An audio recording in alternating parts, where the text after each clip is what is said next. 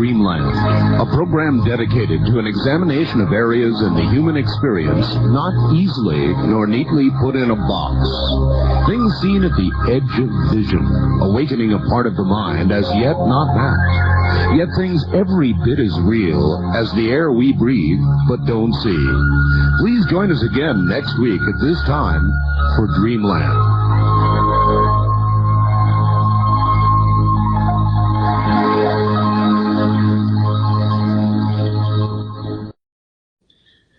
In a moment, Katarina Wilson, you've heard in 1987, Katarina Wilson read her first book on the UFO phenomenon titled Intruders, The Incredible Visitations at Copley Woods by Bud Hopkins. Her memories prompted her to fill out the Omni magazine questionnaire titled Hidden Memories, Are You an Abductee? In response to the questionnaire and other information, Bud Hopkins contacted her, had a telephone interview with her, followed by subsequent investigation and regressive hypnosis sessions in 1988. This was followed by an investigation by MUFON investigator Vicki Lyons. Shortly thereafter, she began working with Dan C. Overlaid, a Ph.D. He was a clinical psychologist with over 30 years' experience and a MUFON consultant who'd also worked with several other abductees in the area. Katarina Wilson has undergone both physiological and psychological examinations with no abnormalities found to account for her memories of her abduction experiences. The book is called Alien Jigsaw, her book. It is a chronicle of the first 32 years of Katarina Wilson's life, an average American woman, and an alien abductee. Not so average. This is the story of a woman's search for answers, of adjusting to changing realities, and of ultimately achieving success over an overwhelming phenomenon.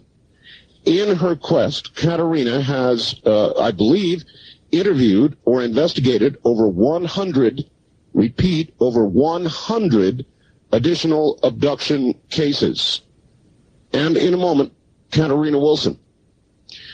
If you'd like to call us, you're welcome to do it. We'll get the telephone lines open just as soon as humanly possible, but we want to get Katarina's story out. So coming up, right after the break, abductee, author, Katarina Wilson. You're listening to Dreamland on the CBC Radio Network.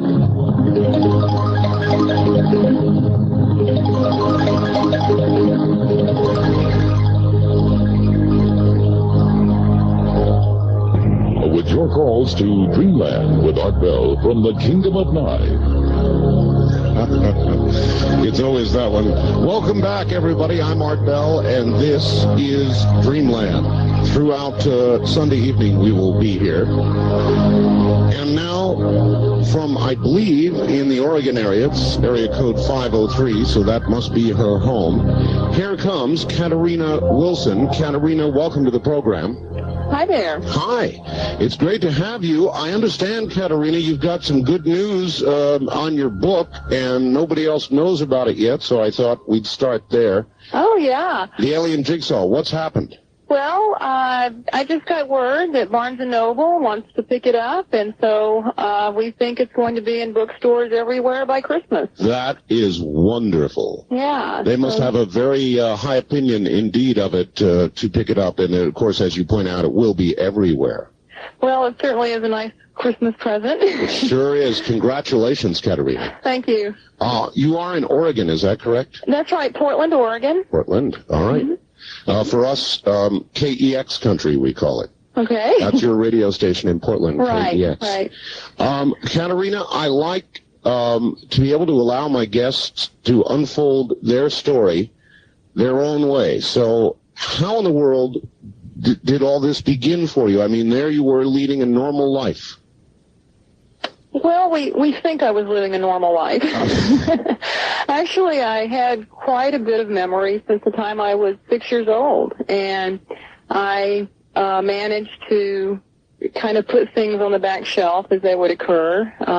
At first, when I was 6, I used to think, well, these unusual things that were being done to me had to be happening because God was making them happen. You know, as a 6-year-old, that's pretty much where I put it. Were you a religious youngster? Not really. We went to church every Sunday, but I never really connected as a child or a teenager with the religious community, although my mother, you know, made sure that all 3 of us went to Sunday school every Sunday, and we were confirmed through the Lutheran Church. But as a child, and of course, you know, aliens don't exist, so the only other person that could float you outside and paralyze you and telepathically communicate with you was God. So yes. That's kind of how it started for me. And then I had, throughout my childhood and adolescence, I had occurrences of missing time and unusual memories again. And I don't know, I guess, you know, you just learn how to deal with that and adapt, and you put it on the back burner because you've got other things in life you need to deal with. And I think for me what happened was I had so many conscious memories that after a certain amount of time, there was nowhere else to go with it. You know, you can only bury so much in your life, and pretty soon it just starts to bubble up. And that started happening. Kind of like the Vasquez story that Linda told about. Yes, yeah, exactly. At some point in your life, even though it's perfectly hidden, it seems to start bubbling up many times with kind of dire consequences psychologically. Right. Whether it's a spontaneous memory or it comes through nightmares or recurring dreams, eventually the information comes out. I think with most people, if it happens enough, you only have so much space in your mind, and you eventually have to release it. Well, what finally drove you, I guess is the right word, to Bud Hopkins and any other researchers that you've seen? Well, I would say in 1983, when I started keeping my journal, I had some pretty serious events happen, and I felt like I had to get them out, so I started writing them down. I also had some serious anxiety starting to develop, and that started in 83, and then by about 86, it had reached a point where I convinced my fiance, Eric, to nail all the windows shut in the house, and I had all my cats in an enclosure and inside the house. They, you know, couldn't run free anymore. And I was going out in the backyard. We had woods behind our backyard, and I was going out looking for aliens. And I thought I was going crazy. And I had all this anxiety and fear, and I didn't even know what an alien looked like. You mean just kind of out wandering around in the woods? Well, not really in the woods, but we had woods behind our house. We had a huge backyard, and I would be outside at night, you know, silly Katerina, you know, midnight to 2 a.m. going, gee, where are you? You know, I'm expecting to see aliens, although at that time I wasn't quite sure what they would look like.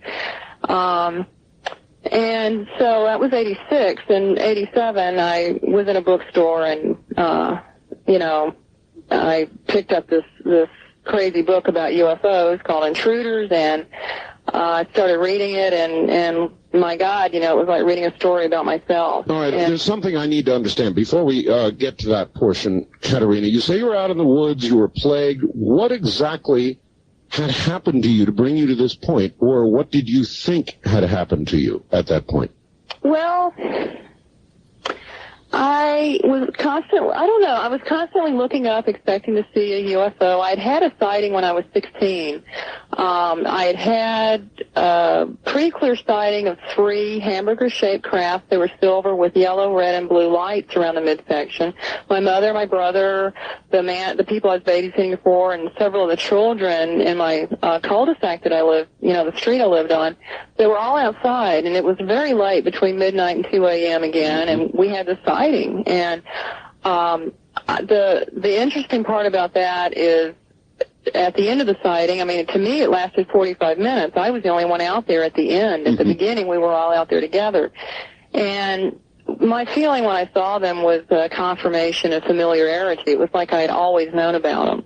And at 16, of course, I told my friends in high school, and they ridiculed me and laughed at me. And I learned not to talk about those kind of things. So I buried that for another decade. And so at 16, so here I am at 26, and I'm thinking, well, I know they exist, and I know they're up there. I kept looking up, and I just had like a free-floating anxiety of fear of something out there that was going to come in and get me and hurt my cat and me. And I was having, I was aware of the recurring type dreams I was having and the memories. I'd walk up to a wall and think, gee, I know I could go through this if I just could remember how to do it. Wow. Just odd things and at the time, of course, I thought I was crazy because I had not read a book about UFOs, much less about the abduction phenomenon. Sure. And then, of course, the first book I would pick up would be about the abduction phenomenon. And I had two books in my hand. I remember one was about sightings and the other one was intruders. It was about UFOs. And I said, well, I know they exist. This is what I need. And I didn't really know what intruders was about, other than the UFO phenomenon. And, right. And then again, it was like reading, your life story, so to speak. So as you read, you said, aha, this is it. This is what's been going on. No, I said, oh, my God, what am I going to do?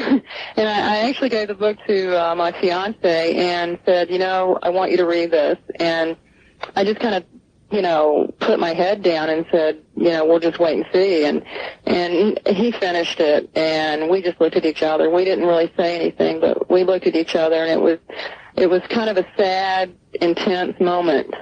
Because we knew without speaking to one another what we needed to do, and sure. That was to look into that. And so you did. Yeah.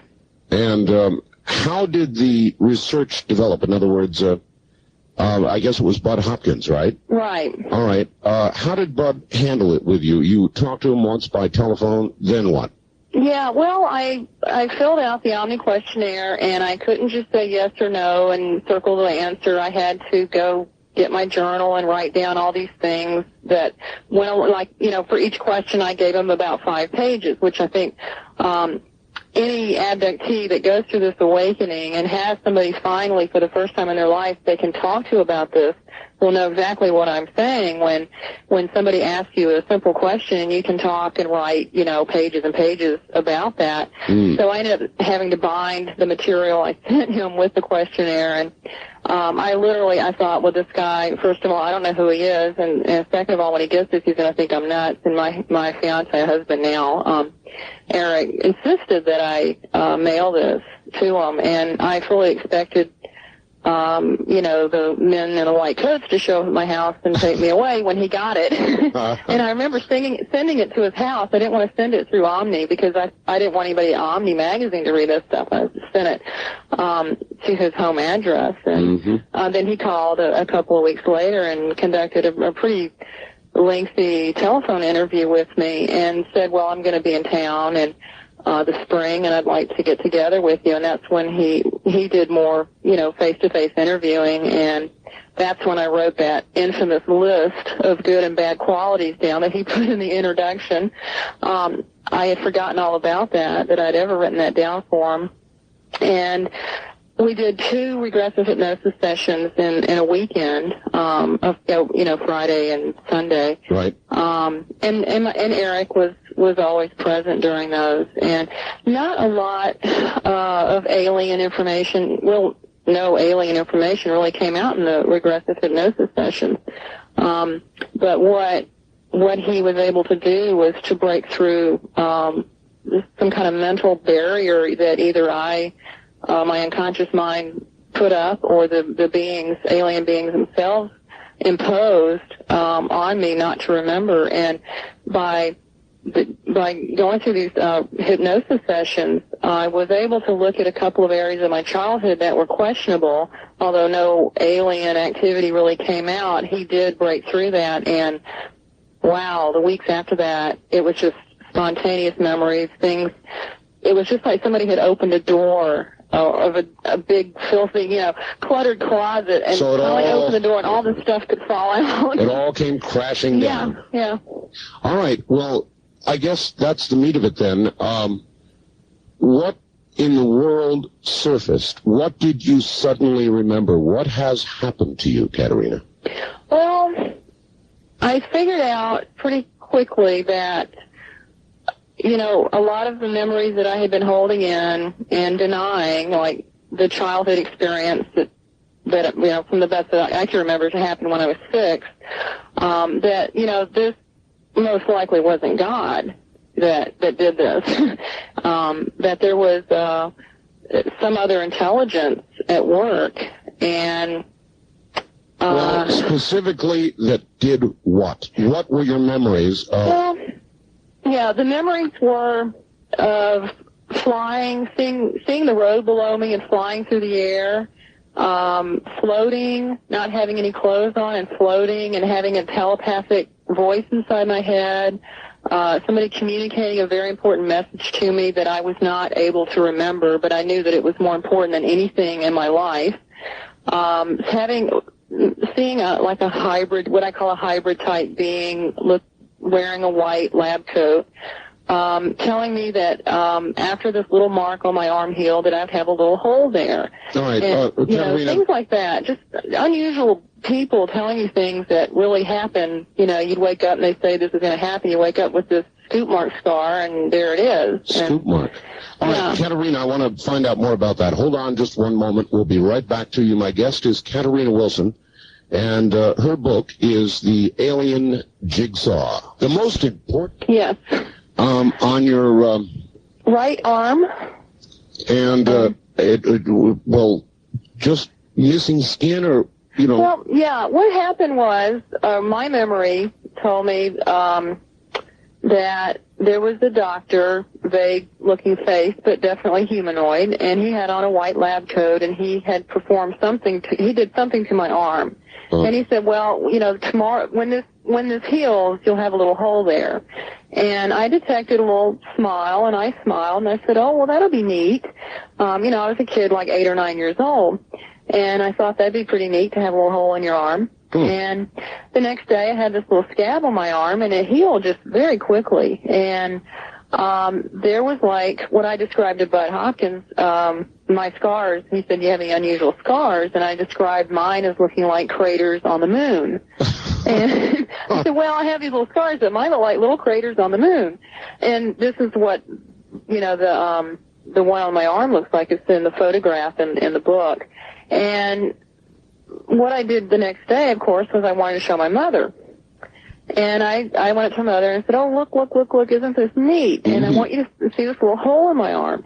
And she wouldn't even look at it. She became almost hysterical, you know, from my point of view, and refused to look at it, kind of threw her arms up and just got away from me as fast as she could. Wow, how odd.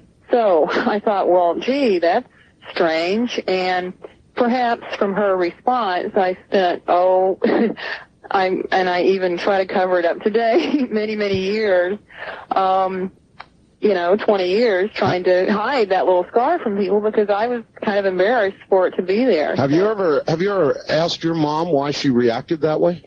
Well, not about that particular scar. She's kind of a new recruit, so to speak.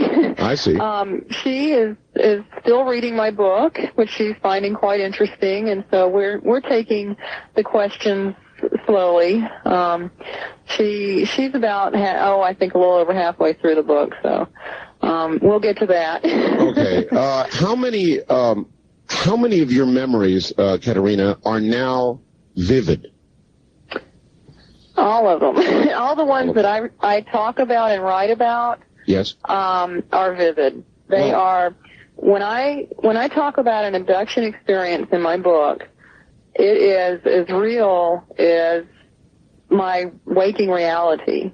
My memories of the experiences I chose to write about and that I put in writing are real.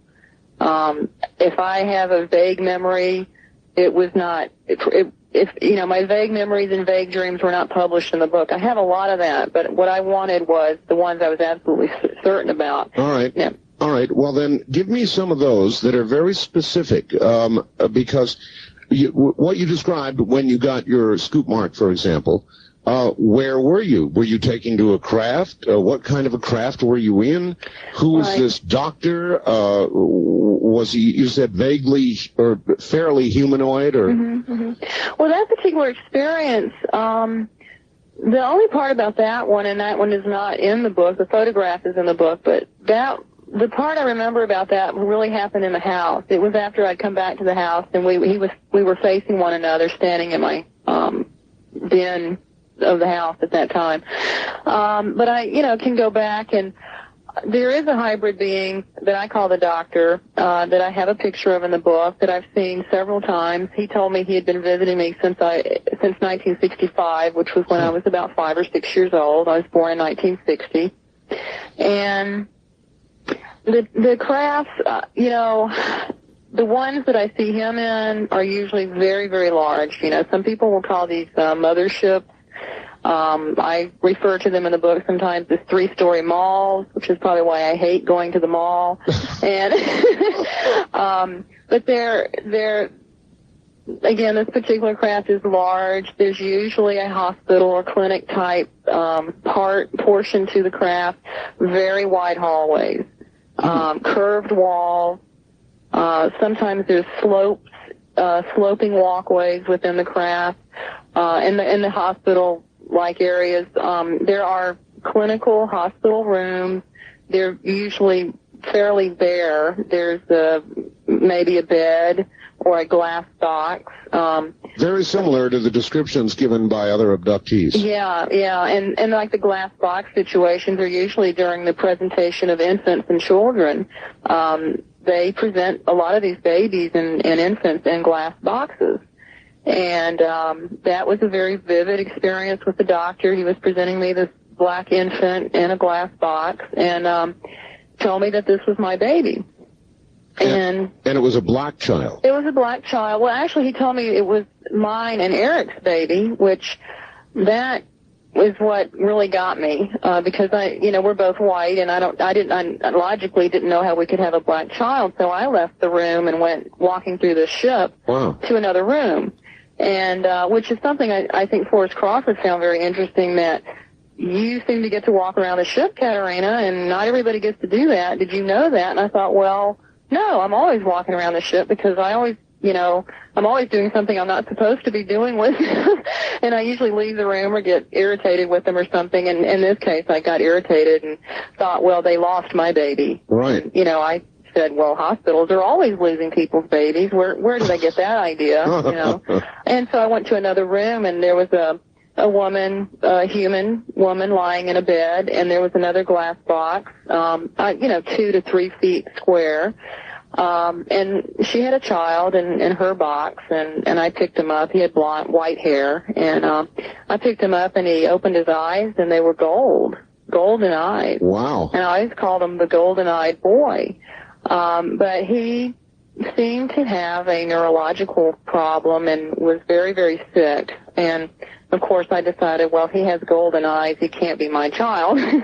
That was before I really knew what I know about abductions today, and that is that there seems to be a hybridization type program going on where they're they appear to be mixing different races, together. So while some of the children seem human, others are totally alien, and others are in between, where they have human and alien characteristics. Have they ever actually telepathically or otherwise talked to you about why they are doing all of this? That's a tough question. I feel on one level that I do know the reason why they're doing it. All right, Katerina, hold that thought. We're going to go do the news. You won't hear anything. Don't let that worry you. We'll be right back to you. Katerina Wilson, we'll pick it up at that point. This is Dreamland.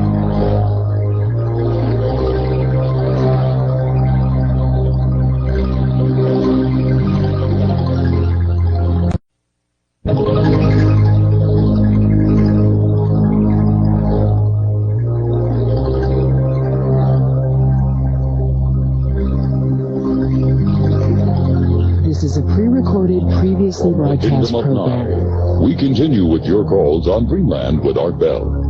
Call Art now, toll-free at 1-800-618-8255. 1-800-618-TALK. First-time callers, area code 702-727-1222. 702-727-1222. Or the wildcard line at area code 702-727-1295. 727-1295 in the 702 area code. Now again, here's Art Bell. Now again, here I am. My guest is Katerina Wilson. She has authored a book called The Alien Jigsaw, just picked up by Barnes & Noble, so you'll be able to get it anywhere, and we're going to find out more about her experiences in just a moment.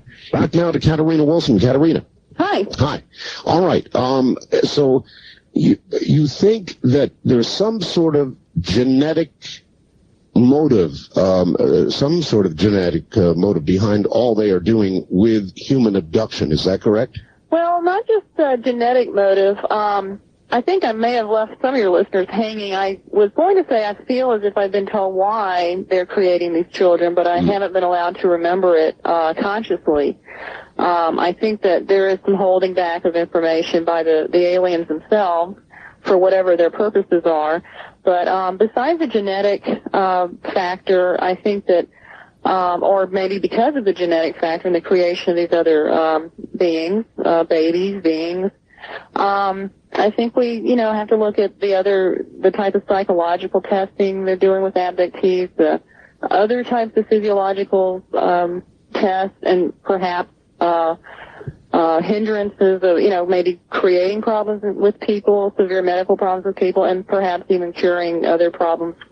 Some people report being healed of problems that they used to have prior to their experiences or inexperience. Do you detect their motives to be good motives? In other words, are they well-intentioned toward us, do you think? Or is it something we should be frightened of? Well, even if their intentions are not positive, I don't think we need to be frightened of them. I think being afraid is only going to hinder our ability to understand what they're doing. So regardless of whether they're here for good or bad, the first step is not to fear them. And, you're not going to be able to figure out what's going on and understand your experiences if you're consumed with fear. So I just want to kind of put that out there. I have seen them do some good things. I've seen them do bad things. There are times I feel like I'm just an experimental animal to them. There are other times that I feel that they love me and they care tremendously for me, like we would care for our own children.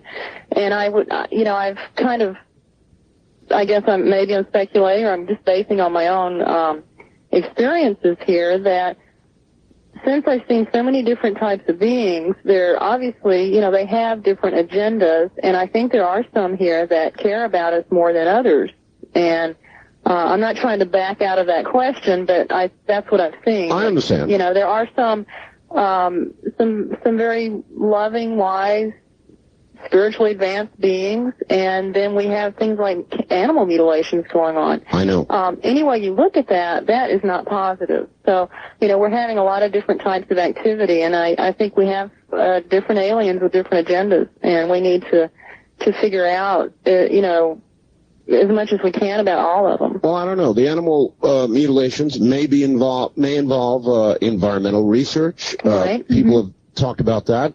Maybe it is not negative. I mean, we, after all, experiment ourselves on animals for the benefit of mankind. Medical research. Right. So, who knows?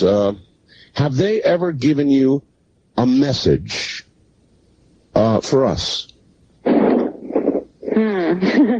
Well, not really. They haven't sat me down and said, okay, Katerina, we want you to tell your people this. I have pretty much had to experience and, sort out, assimilate all the things that have happened to me and tried to figure out what's going on myself. I am not one of the people that get a lot of answers told to me. I mean, they don't just sit me down and tell me things. I have to learn it for myself and figure it out for myself. I do believe that there is there is quite a bit of information that I'm not remembering consciously, that I think that they probably have told me more as to the whys, of what they're doing than I'm consciously remembering. And are you tempted to do any more regression to try to find out? Well, yeah, sometimes, but when you remember so much, it's kind of like, well, let me just deal with all this stuff I'm remembering consciously. Why, try to stir up any more than I'm ready to deal with right now.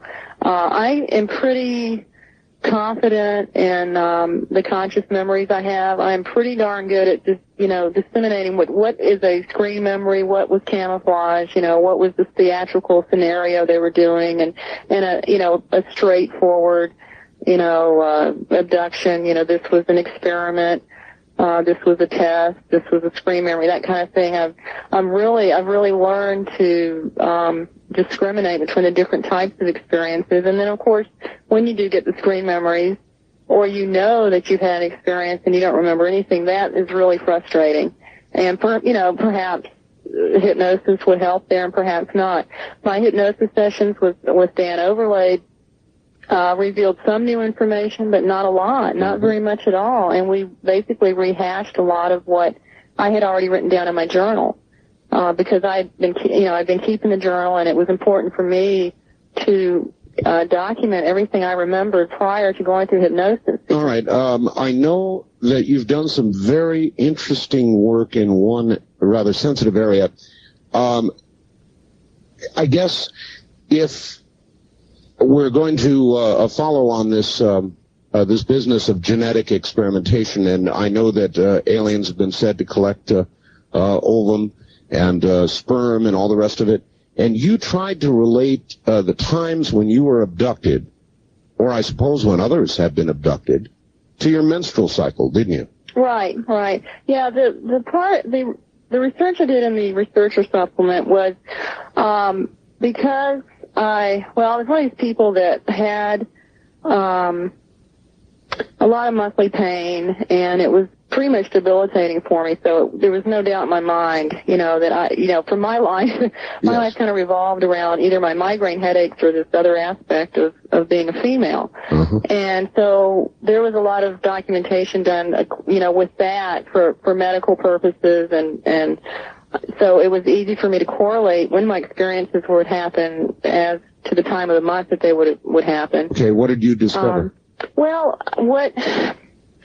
What I found out, and I didn't write any statistics on this is frequencies and percentage information, but what I found out was that during the first 8 days after ovulation, I had the highest number of experiences. And whether it's statistically significant or not, I don't know. And we won't know until a lot of other women start documenting this type of information. Well, I know that you've researched about 100 cases of abduction, haven't you? Actually, I think where the number comes in is my book covers over 119 of my own abduction experiences over a 32-year time period. As far as other abductees, I would say that the number is closer to maybe 60. Okay. All right. Well, that's fine. 60 people. When I my work with abductees, I don't perform hypnosis. It's more of a support group situation, discussion group, telephone therapy. I try to put them in touch with other people here. No, that's fine. What I would like to ask you is, what commonality have you found, if any, between those who have been abducted, including yourself? Well, I have spoken with some other women who have also noticed that they appear to be abducted pretty regularly during the time they're ovulating. And I thought that was quite interesting, that this wasn't just an anomaly with me. It may be an anomaly with 5 of us here in Portland, but it does seem to occur more often, pretty, I mean, it's like they can always count on the beings coming while they're ovulating. No, I think this is really an interesting aspect to follow, because so many people have said it is genetic, and this would be another line of proof. Right. And the reason I put this very personal information out there was because I wanted to encourage other women to do the same. They don't have to publish it themselves, but they can certainly share it with their hypnotherapist or whoever they're doing their hypnosis with, or any other researchers. This is the kind of correlational data we need to start out with. I mean, you need to start with correlational data in order to work towards That's right. We don't have the medical community behind us right now. And until we can get enough of our little pieces of data, together to show them that, hey, we think we have something here, will you take a look at it? That's where I was driving, what I was driving for, and I still am. And if anybody's listening and you're a woman and you are having abduction experiences, but you remember this is so important. This is one of those little things that we can do, not only to help ourselves, but to draw some attention from the medical community, or hopefully from some of those MDs on the board of directors of MUFON, to take a look at this stuff. Well, I guess I'm not sure where to go from here with you, other than to ask you if you can describe any of the beings that you encountered, other than the doctor, the one that you described. Oh, yeah. Gosh, I have so many illustrations in my book of the ones that I am not an artist, so I have to really see something in order to draw it. Sure. And so I have several different types of hybrids, and I think that we may be hearing more about first, second, third generation hybrid beings in the future from other researchers.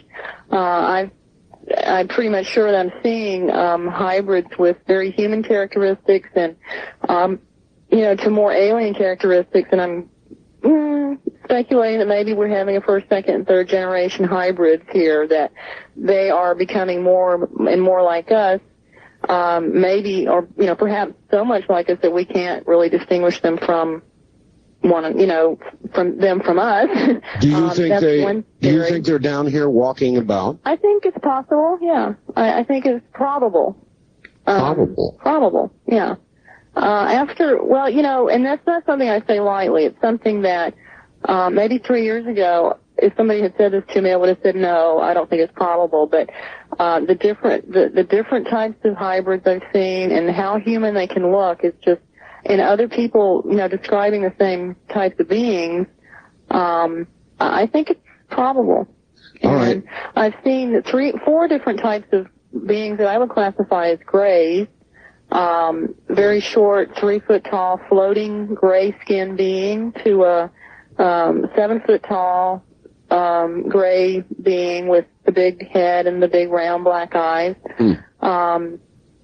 A gray is not a gray is a gray. There are different types of grays, and that's something that I thought was very important to put out. And so I have the 4 different illustrations of those beings in the book. And probably the most unusual looking being was the praying mantis, something I call a praying mantis type being with ebony skin, kind of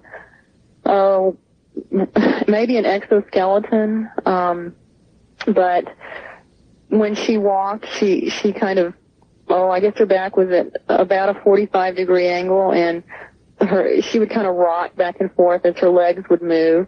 And that was probably the most unusual type of being I saw. Katerina, don't take offense at this. I'm going to just ask you a straight-out question. It is, how have you satisfied yourself or come to terms with this question that you're not crazy as a loon? I mean, this is wild stuff you're talking about.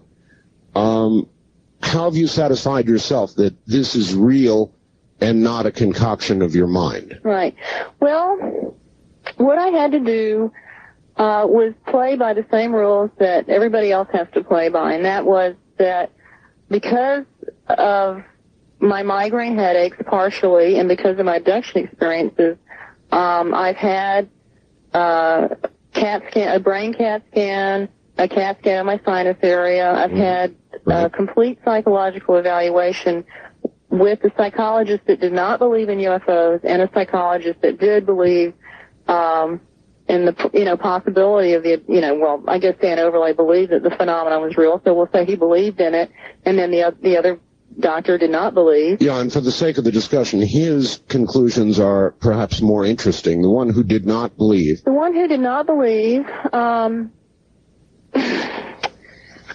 he told me that, well, I did, at my last meeting with him, I asked him if he believed in UFOs. This wasn't something we really discussed, but at the end, he knew that I believed in him because I'd had that sighting and everything. But this was prior to the UFO investigation. Right. He diagnosed me as, a normal person without. I mean, he said you're okay. There's nothing psychologically wrong with you. You have some problems with self-esteem. Let's see. We did, but not a paranoid schizophrenic. Oh, no. There was no classification. I mean, he said I was okay. I was normally functioning. I had low self-esteem, and that I had, probably unsure about what I wanted to do with my career, because that was a rough time for me when I wasn't playing music anymore. Well, that would describe many of us. Yeah. But he didn't, he was nice, and he really helped me, and he also, what I did with him too was, he charted everything, I ate for 3 months and how I felt. We charted my mood on a daily basis, and, he diagnosed me with severe PMS because it was just showing. I mean, I thought, well, gee, what's this guy, I didn't believe in PMS back then. I didn't believe that this was a real thing. And it just, this is what my diagnosis was, low self-esteem and PMS. PMS, okay. Oh, well. So I go with, Dan Overlay's diagnosis was post-traumatic stress disorder. Yeah, he agreed I had PMS and low self-esteem. And so, it's kind of funny to talk about this stuff. Okay, so there it is. Two opinions. What about the physical exams? The physical exams, they didn't find anything in the sinus cavity of with the CAT scan. That was after an experience during which I thought something had been removed from my sinus area, and Dan Overlay thought something had been put in. And the brain CAT scan was normal. There were no abnormalities with my brain, and incidentally, I had an MRI done last Friday, and I don't have the results back from that yet. But I have pursued some further investigation because of the migraine situation. I mean, I can't go in there for abductions, but I do have severe migraine, so I am able to get them to look at my brain. So I'm hoping to get the results back from that real soon. So far, though, so good. No abnormalities. No. And I'm the kind of person that I want to know the truth. I don't care what it is.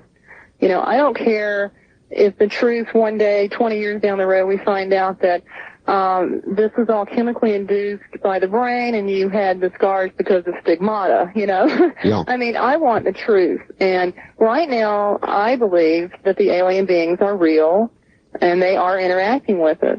But I, have to remain open to the possibility that 20 years down the road, we may know so much more about medicine that this is a chemical imbalance and our thoughts are creating the scars. I mean, I don't know, but I have to remain open, at least partially open to that, because for me to just close my mind off to any other explanation and not to listen to anything else or anyone else's opinion would be just like what Stanton Friedman likes to term the noisy negativists. They've already made up their mind, don't show me the data. That's right. Mm-hmm. So it wouldn't be fair for me to say anything else. I mean, to believe anything else. But right now, where I am now in my life and what I know and what I've learned from my experiences, I believe that they're real physical experiences. How is your husband handling all of this?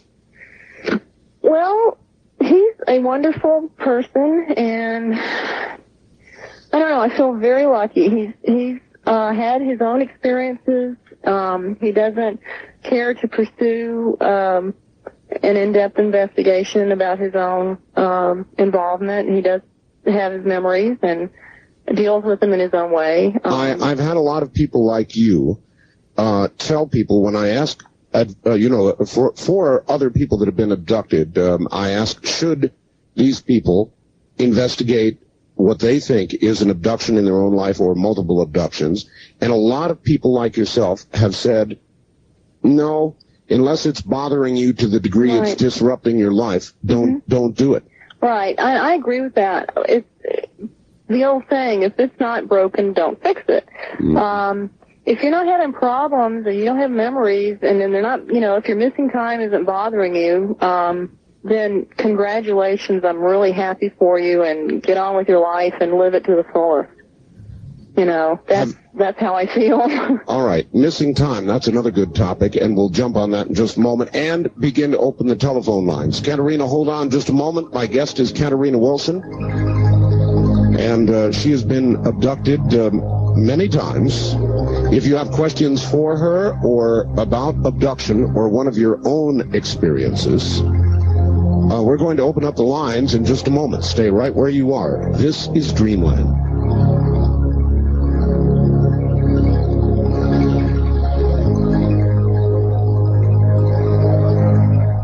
1222 or the wildcard line at 702-7. This is the CBC Radio Network. In a moment, the lines open for Katerina Wilson. I'd like to... Now, as promised, here's how to order the newsletter. I'm going to give you a telephone number and an address for Katerina Wilson. Katerina, hi. Hi. Are you ready for a few questions? Well, I thought I was going to have some missing time, so if I'm not here, yes, of course, I'm ready for the phone. All right, we'll get to missing time in a moment. Let's get to the phone calls. On the toll-free line, you're on the air with Katerina Wilson. Hi, I just had a question for you. For me? Yes, for you. All right. Okay, my friend just moved to Sacramento, and he loves your show, and he listens every Sunday, and he wants to know how he can get it down there. In Sacramento? Right. On KSTE radio. KSTE? KSTE in Sacramento, and I believe they're on 650 on the dial. That's great, and your show is great. Okay. Really enjoy it every Sunday also. Thank you very much for the call, sir. On the first-time caller line, you're on the air with Katerina Wilson. Hello? Yes, hello? Yes, hi, Art. This is Julie from Eagle River. Eagle River, Alaska. Okay, you're going to have to speak up for us good and loud. Okay. I wasn't expecting to get on so soon. I've been listening to your show religiously for a long time. I've read everything I can on UFOs. And after the show last week, I went and bought that book, Mary's Message to the World. Yes. And I feel like it just has cleared everything up about the babies, the hybrid babies and everything. If you read that book, it makes you feel like, because Mary has said that when our world ends up here, that we're going to continue on somewhere else, and that we'll be having, we'll all look completely different, we'll be a lot more spiritual, and we'll be a lot different. And they do mention the UFOs in that book. And you just wonder if maybe they're not just getting us ready for when that's going to happen. All right, thank you. Katerina, what about that? Oh, yeah, I'd like to comment on that. That is a theory that has been stated within the UFO community. I actually know an abductee here in Portland who has had experiences. Now, when I mention an abductee, I know the person. I've known them for a while. It's not just somebody I talked to once or twice. I know them as a friend. Mm-hmm. And so I feel confident relaying this information. She has had experiences during which she has seen, for example, the life force leave a child and go into another body, and she has been asked or encouraged to practice leaving her body to move into a new body that will be waiting for her when the time is right. And she's told that when it is time for you to do this, you will know, and you will know how to move from your old body into your new body. And this, to me, kind of, infers or implies that maybe something will be happening during our lifetime that we will be leaving these bodies and moving into other bodies. I mean, it's not just this one person. I've heard this from other people, but I'm relaying her information because I know her as a person, and I know that she she's a good, honest individual, and she's also an abductee, and she's worked with a clinical psychologist. So I actually was holding Mary's Message to the World today in a bookstore, Oh, no and I kidding. said I should buy this book, and I didn't buy it. I don't know why. I said, oh, I really should. And, You should buy it. I agree. I think you should that buy maybe it. I'll go back tomorrow and get it. I wonder, Katerina, what it is that has some people who are abducted getting, in effect, messages for the world, and others, like yourself, not really getting messages for the world, but just being subject of medical experimentation, apparently. Yeah, I don't know. I ask that question a lot, too.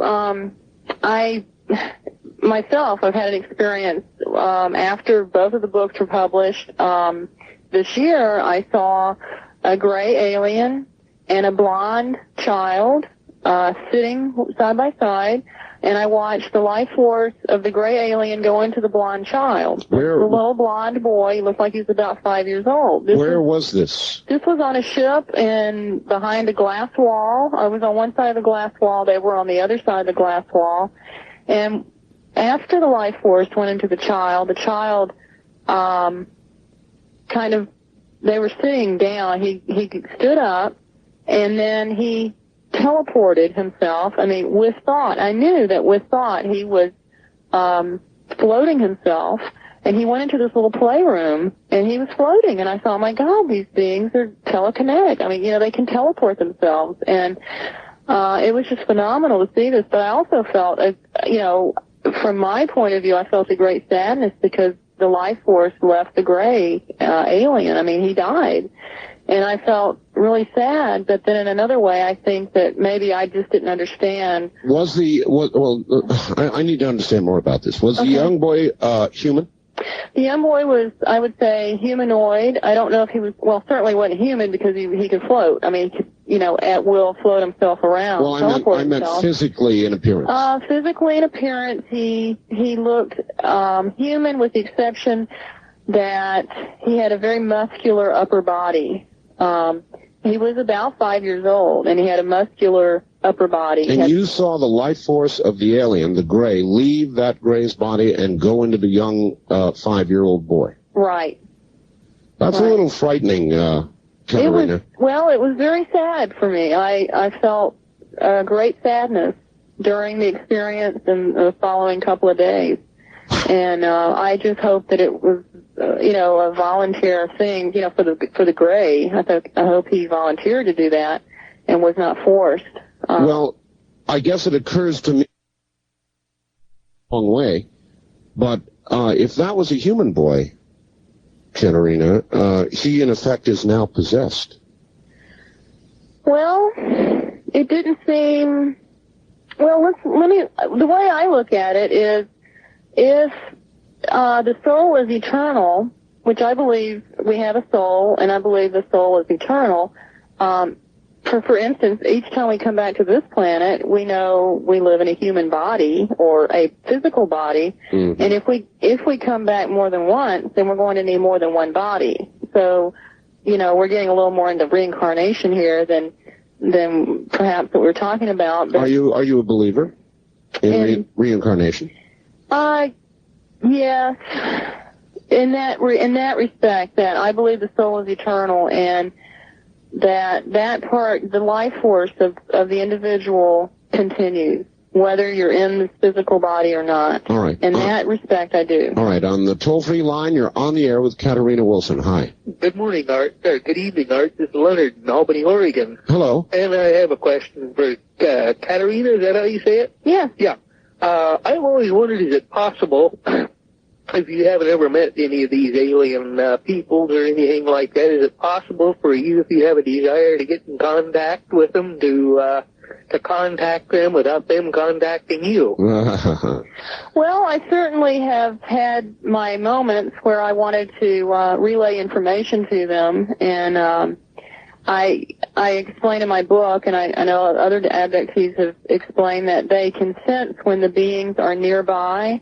Sometimes they don't get visited, but they know they're nearby, and they might be tuning into them, watching them, listening, or some kind of mental tuning in to the abductee, like to maybe check on them. So they're not physically abducted, but in those instances, when you sense that, or when I have sensed that, I have given them messages, and I tried to relay my thoughts or my, what, my message was, or my information, or my question. Well, what about somebody who has never had any interaction with them? Would you say you're out of your mind for wanting to do such a thing, and be careful what you wish for? I would definitely say be careful what you wish for, because there's a lot more out there besides extraterrestrial beings. And if you want to open yourself up, for instance, the Ouija board is a good example. It really is. If you want to open yourself up, there are spirit beings, there are forces out there that would gladly entertain you and would probably misguide you. And I would say be very careful what you wish for. Yes. I don't think any of us, when we were 6 years old or 5 years old, said, gee, I want to be an abductee, or I want to be abducted by aliens. Well, I'm sure there are some people, Katerina, who listen to this and think, oh, how romantic. Oh, it'd be great. Boy, what a story I'd have to tell. I'd be a unique individual if this happened to me. I mean, there are people who, for their own reasons, maybe even self-esteem, Katerina, would like to have this happen. Mm-hmm. Well, I would say that we are all unique. You don't have to have this in your life to be special. I don't think I'm special at all. I'm simply a normal person who happens to be involved, or they happen to be involved with me. But I don't, I would feel a little sad for somebody that would really want this in their life. It is a wondrous story, but when you look at the whole picture, it's mind-boggling. It's the biggest story that, the biggest event that humankind has ever had to look at. But you're not thoroughly convinced, are you, that it's real? Or are you? I'm thoroughly convinced that it's real, yes. This is 100% real to me. Well, a little while ago you said you would hold your mind open. Oh, yeah. Like I said, I believe these are real beings, that these aliens are real. They're really coming here.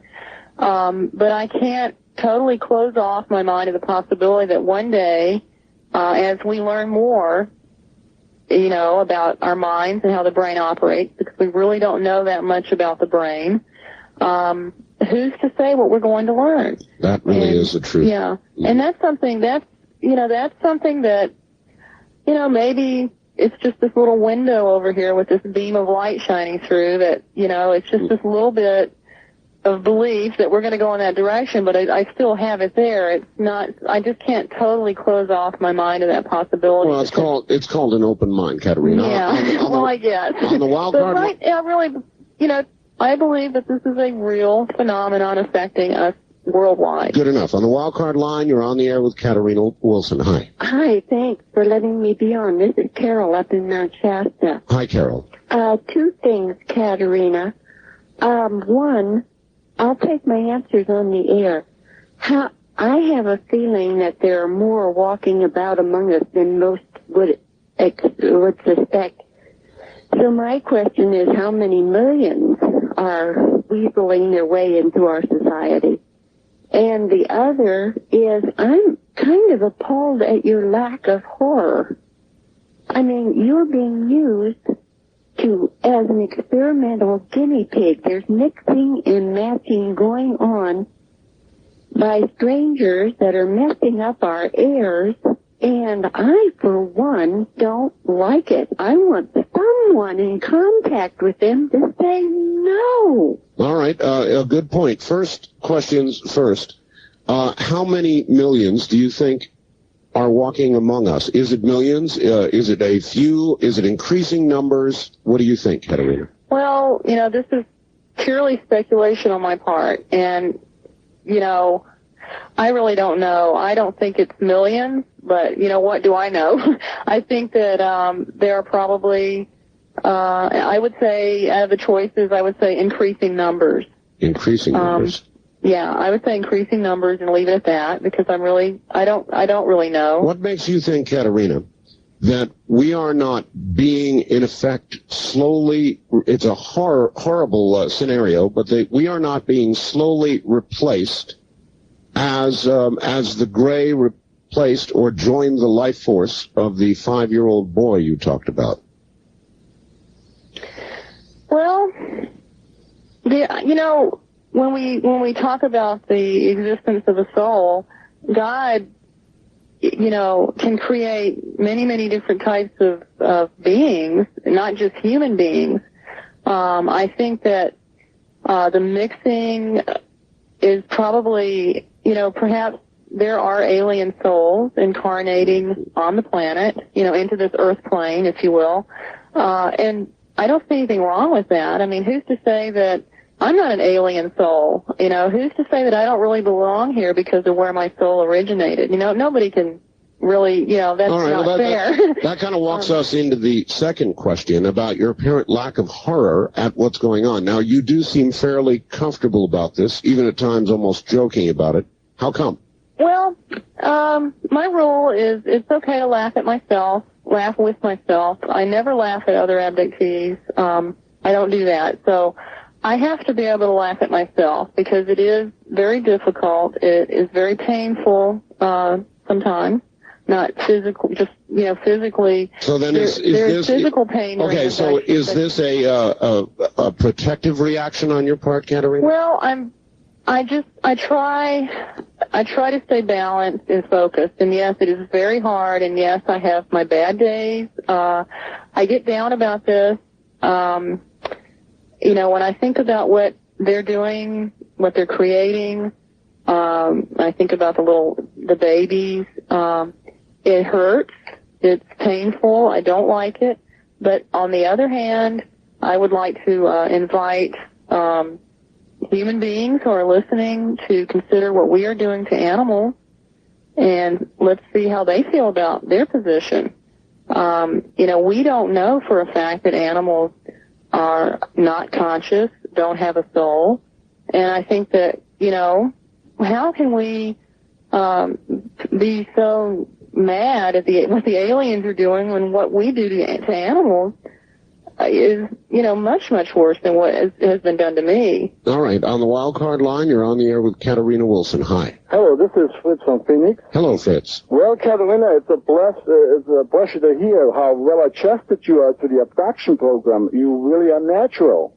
Oh, thank you. And I would say this, on your next journey, tell them that you want something in return for your cooperation. Tell them you want some knowledge about the coming earth changes or any information about concerning a planet. I think you have a good point. Maybe I am a little too obedient, and I, could probably incubate some questions if I feel or sense their presence again. I think that's probably a good step for me to take. Well, use your leverage. You're definitely a natural for that. Well, I will give it a try. All right, Fritz. Thank you. Yes, he does make a good point. If you could ask any question of them, Katerina, and be assured of an answer, what would you ask? I would ask for the truth. About what they're doing, the truth about... Yes, I would like the truth about them, regardless of what that answer is. If the whole planet's going to die tomorrow, or whether it's, it's a wondrous thing, I want the truth. And I do ask them that. I do sense their presence before visit, and I try to orient myself, my mind, and I try to relax, and I try to just concentrate on the question, and it's 9 times out of 10, it's tell me the truth about why you're here and why you're doing this. And I've asked that question a lot. And you do, what do you get? A big silence? Or what? I don't get an answer. If they've told me it's their decision that I'm not, allowed to remember it consciously, there's a chance that I have the answer, but I'm not remembering it on a conscious level. And, perhaps hypnosis would help, and perhaps I'm not ready. I don't know. Is there... I think I'm ready. Is there any point during your abductions when you have been terrified? Yeah. When? I believe there is a particular being. my experience is I believe it's a type 1 gray. I've described this type of being as a mind prober, mind controller, and before I realized who they would terrify me because their presence was just so very alien, so different from anything I've experienced. Mm-hmm. Once I realized who they were and what they looked like and that they weren't going to harm me, I was no longer afraid of them. And so when I felt that presence, I didn't fear it. Now, there's another time, the part of my experience is when you read my book, you'll realize that the actual leaving my bed is the part that terrifies me the most, because you are literally placed in a different space. Leaving not just your bed, really, but your body as well. Sometimes I think these are astral projections. Katerina, we're at the top of the hour, so okay. Rest for about 5 or 6 minutes. I want to focus on the physical reality of the abduction phenomenon. We'll be right back and do that.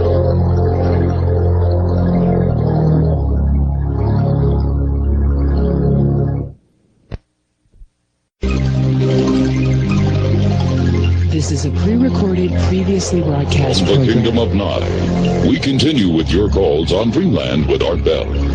Call Art now, toll-free at 1-800-618-8255. 1-800-618-TALK. First-time callers, area code 702-727-1222. 702-727-1222. Or the wildcard line at area code 702-727-1295. 727-1295 in the 702 area code. Now again, here's Art Bell. Now again, here I am. This is Dreamland. Good evening, and it's kind of a big evening in a lot of ways. Wilson, Katerina, I've got a fax here, and let me read it in its entirety, and I'll just let you respond to it the way you would like to, all right? Okay. Art, ask Katerina about the meat of this issue. What are her feelings about the future? Why are so many aliens here at this time in history? When does she think there'll be a public appearance? Can she at least speculate on the information she thinks the aliens are withholding? How about the dreams she's had? Regarding these questions, what has she learned from the 100 other abductees she's interviewed, 60 actually? I can find descriptions of spaceships and encounters in any bookstore. The strength of your Dreamland interviews is that they cut through the crap and get to the heart of the matter. So can you shed any light on any of those questions? Could you repeat a few of them for me? Sure. What are your feelings about the future? Pretty dim. Why? Well, I was thinking earlier that maybe I should just do a little speculating and not worry so much about, what everybody's going to say about, Dr. Everlade used to say, well, what do you think, Katerina, if you just let your fantasy or your imagination, take this information forward? Yes. So, looking at it that way, if I were to just say, okay, going on what I know and what I feel and goodness, why are they here and all the things that I've seen them doing, it doesn't make a lot of sense that if you are coming to a planet to really help the planet, to help the people of the planet, that you would keep so much information from them and that you would play so many games with them. Yes. So the lack of their willingness to be open and honest with us is not a real positive thing. It leads me to believe that they are hiding or withholding information that's not necessarily in our for our good. Right.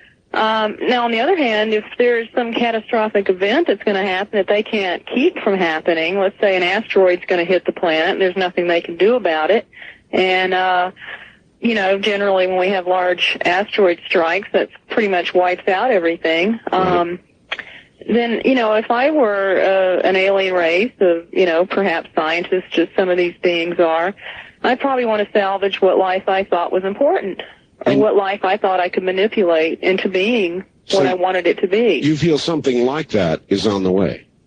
I think it's possible. Mm-hmm. Yeah. All right. And Why? I would definitely, look what we're doing. We're manipulating the genetic code of other plants and animals, and this is nothing new for us. Soon humans. Why are so many aliens here at this time in history, do you think? And I guess that goes to the answer you just gave. You think something is about to happen. Well, I think something is going to happen, yeah. Whether it's a man-made catastrophe or if it's an asteroid, followed by enormous geologic repercussions, which is what's going to happen if we have a large enough asteroid.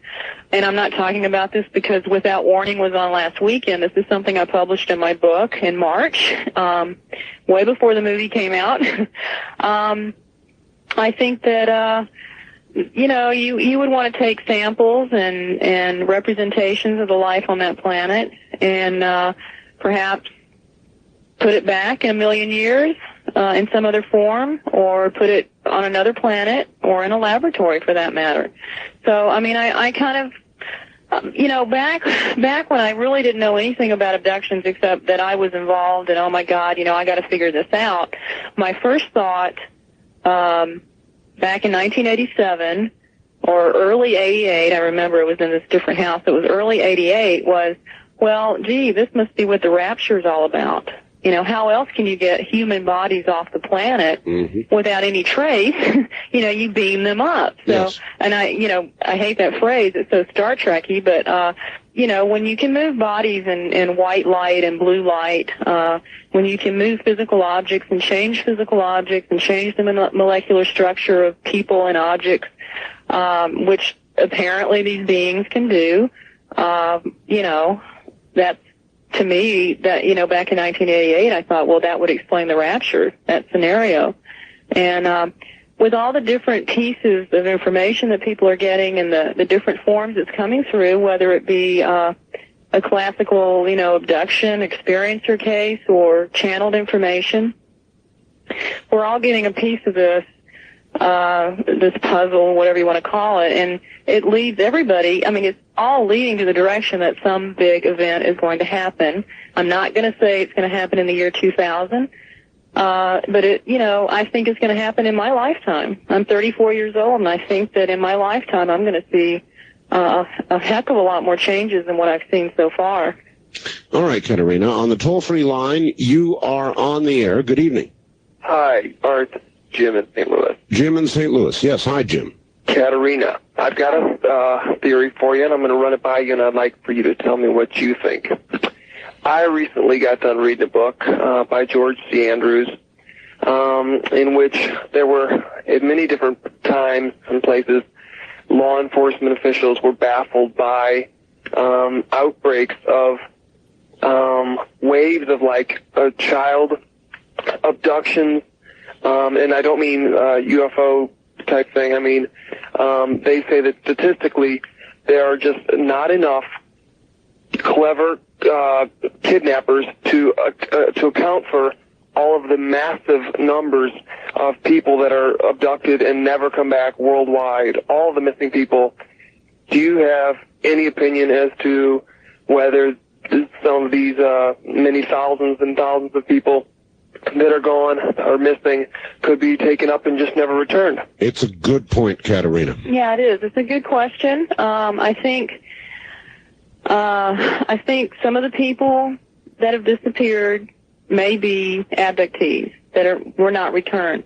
I think many of the children and adolescents that are disappearing are probably done by a family member. And, we're going to find them one day. And unfortunately, I think there is another percentage that have been murdered, So, bring them back. I think that's happening. I think that accounts for some of the missing people, but certainly not all of them. I'm going to kind of add up a lot of questions that S in Santa Barbara has here and simply ask you, have you ever wondered, Katerina, whether you might be an alien? Well, yes. Gee, I'm gonna get kicked out of MUFON for that one. No, actually, I have.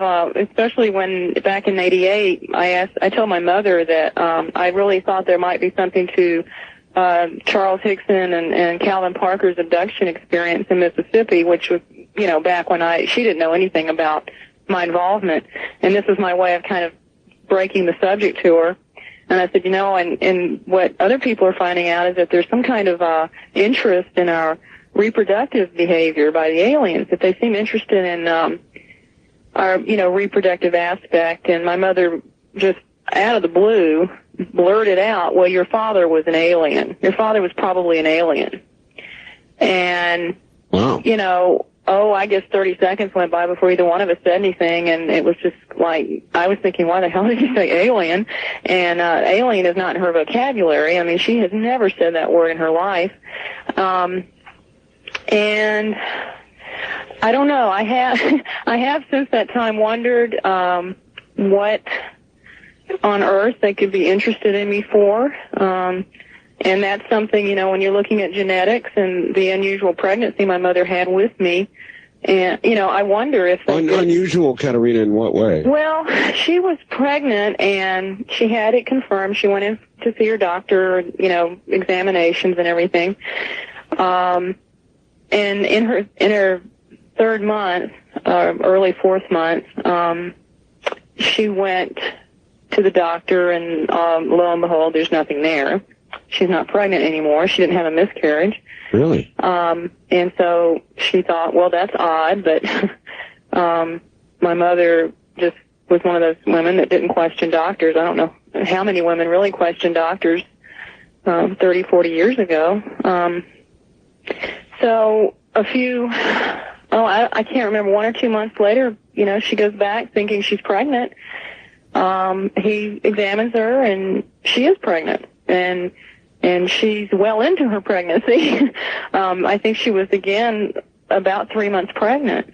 That is odd. And, of course, my mother was hysterical at this point because for some reason she told the doctor, she says, I don't know why, but I was hysterical. I was crying. And I told the doctor that baby, if it survived in the first place, would never be normal. It would just never be a normal baby. And he kept assuring me that everything would be okay. And that baby was born, and that baby was me. But somehow, very deep inside, and a very emotional mother didn't believe that baby would ever be born normal. See, I'm glad I asked the question. So, I mean, personally, I wonder, is there some part of me that's not human? And, I just don't know. I don't know. You would think that the doctors, the blood typing, and... Well, as a follow-up comment, Katerina, maybe that accounts for your attitude about all this. Perhaps, yeah. Yeah, maybe that's something they've told me, that maybe they've told me that I'm not all human, or I'm part of them, and maybe there's a part of me that believes that or knows that somehow. Well, I mean, what about that baby they told you was yours? That probably I believe more than anything. My mother doesn't make stuff up like that. She doesn't know enough about medicine to be able to make up a story like that. No, Katerina, I meant about my father? No, Katerina, the black child that you saw. Oh, the black child. Mm-hmm. Yes. Mm-hmm. Well, I've seen a lot of children, several... two I know were mine. I recognize them, they recognize me, and they weren't completely human children. But, yeah, I don't know. I think that there's... So then, Katerina, you've been a surrogate mother for aliens 3 times. At least. I think it's more like 7 times. 7 times? Yeah. Yeah. Wow. And there's not a day that goes by that I don't think about those children. And my fantasy about that, if anybody wants to know, is that one day I'll open my door and they're going to be standing there and they're going to live with me. That I'm going to be able to be with them, or at least one of them. All right. Listen, on the toll-free line, you're on the air with Katerina Wilson. Hi. Hello. Hello. Where are you, sir? Portland. Portland. Okay. I'd like to ask your guest about 2 recent guests on your show, Carla Turner and Leah Haley. Yes. And a follow-up question, what does she think about what the government knows about this agenda, and what is their part and the intimidation, harassment, and even abduction of abductees. All right. Thank you. What about that? Well, that's an interesting question. If you want to talk about being horrified about being abducted by somebody, let's say how would we all feel if we were abducted by our government, or members of the military? So this is a subject that, yes, Carla Turner has written about and Leah Haley has written about and I have written about. We've all seen military government people in our experiences, in our abduction experiences. What have you seen? I've seen people that I thought, a couple of them that I somehow knew were with the CIA. I've been in underground bases where they told me they were with the secret government that was above the President of the United States. I've seen men in Navy uniforms, Marine uniforms, Army uniforms. That's a lot. I mean, I've seen military bases. I've watched unusual craft fly, hover. All of this is detailed in your book, right? Right. I have, over the 32-year time frame that the book covers, there's 119 experiences, and out of those, there are 14 that involve military government aspects. And how do I feel about it? Yes. Well, I am asking myself, did the radiation experiments ever end? Did that aspect of our government ever stop doing what it was doing to people? I mean, the Tuskegee Institute experimented on black men. That's right. They let them die so they could study the syphilis. We gave radiation tablets to infants. I mean, to me, if you can experiment on an infant, anything goes. So, I mean, I'm certainly fair game. And I asked myself, did these experiments stop? Is this part of a continuation of what Marchetti and Marx talk about in The Manchurian Candidate, or the cult of the CIA, cult of intelligence, the book about the CIA and the cult of intelligence? I mean, we experiment on humans just like everybody else. All right. The caller also asked about a couple of my recent guests, Carla Turner and Leah Haley. Do you know them? Oh, yeah. What was let's see, relating to the military government aspect? Well, they both told stories about right, and I know Carla's husband, Casey, had described in detail about an experience that occurred in an underground base with the military, I think. Do you know where any of these underground bases actually are? Well, one of them, in the experience, I knew I was in eastern Canada, near the border of the United States in eastern Canada. And that was an underground facility. That was the one with the supposedly secret government that... How did you know that? I'd been there before. Oh. I mean, as I was walking toward it, I remembered being there before and knew I was in eastern Canada. Okay. And knew that I had been in the base, in the underground base before. And, I've been told that there is a secret underground military base there, but this was just by somebody whose brother was working there, and he, couldn't even tell me the name of it. Okay, back to the telephone lines, and on the wild card line, you're on the air with Katarina Wilson. Hi. Hi, this is Patty from Aloha, Oregon. Hi. Gosh, of all the guests that I've heard, nothing personal, young lady, but your listening to you gives me a very uneasy feeling, and I would just like to bring up the point about free will. I think as human beings, our most precious gift is the gift of free will, and it seems like the alien influence and encounters are taking away this precious gift. It gives me an uneasy feeling. There was a Twilight Zone episode about 20 years ago in which the aliens landed on Earth, and there was a wonderful, of course there were some people that reacted violently, but most people were very accepting, and they said, well, we're here to serve man. We're here to serve man. And at the very end of the hour episode, they left behind the book. And the cookbook. Right. Yes, and no one could translate it. One man did, and everyone had left, and it turned out to be a cookbook. And I can't get that image out of my mind. How to serve humans, yeah. Yeah, boy. The only other comment I'd like you to touch on is you keep using what quote, humans do as if it was a justification. Well, we do experiments on animals. Well, we do this. Well, we do genetic. As if that were an excuse, as if that made it right. If it's abhorrent for humans to do it, why isn't it abhorrent for aliens to do it? And I'll get off the air and listen to your answer. Thank you very much. Yeah. Well, I don't think it's good for aliens to experiment on people. You know, I'm not saying because humans experiment on others that it's okay for aliens to experiment on us. I'm just saying that if you were visiting a planet and studying the beings or people on that planet, you're going to look at their behavior towards the other species on their planet.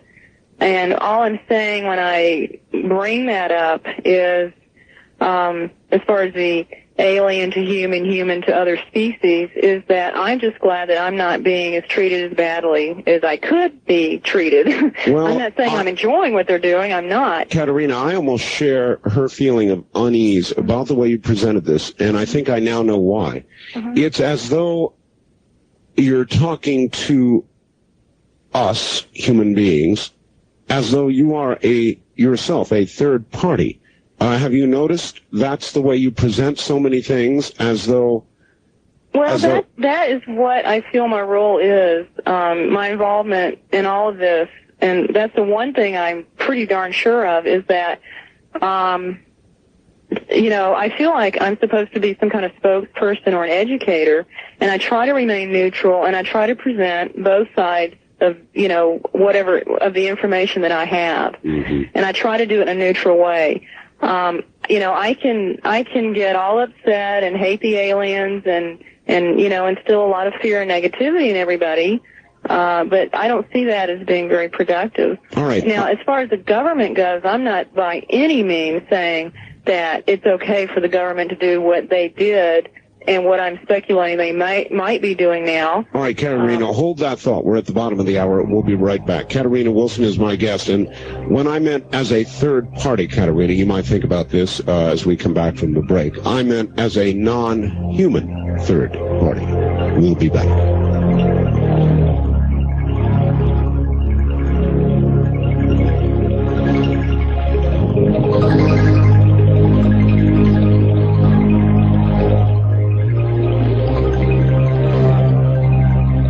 This is a pre-recorded, previously broadcast program. From the Kingdom of Nine, you're hearing Dreamland with Art Bell.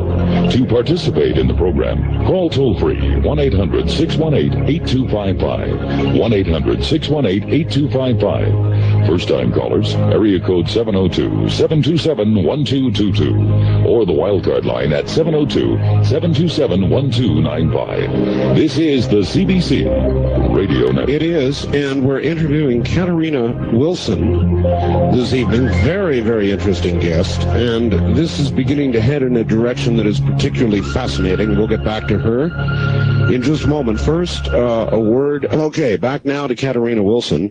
And Katerina, I've got another fax here for you. Dear Art, please ask your guest, Katerina, what happened to the life force of the 5-year-old whose body was taken over by the gray? Was the child a hybrid without a soul? Are all of these babies without souls? Also, I can't help but ask about the black child who was supposedly hers and her fiancé's. Has she seen it again? And what are your feelings toward that child? Well, that's a lot of questions. Was the child a hybrid, do you think, without a soul? No, my personal opinion about life is that if there's a life, there's a soul.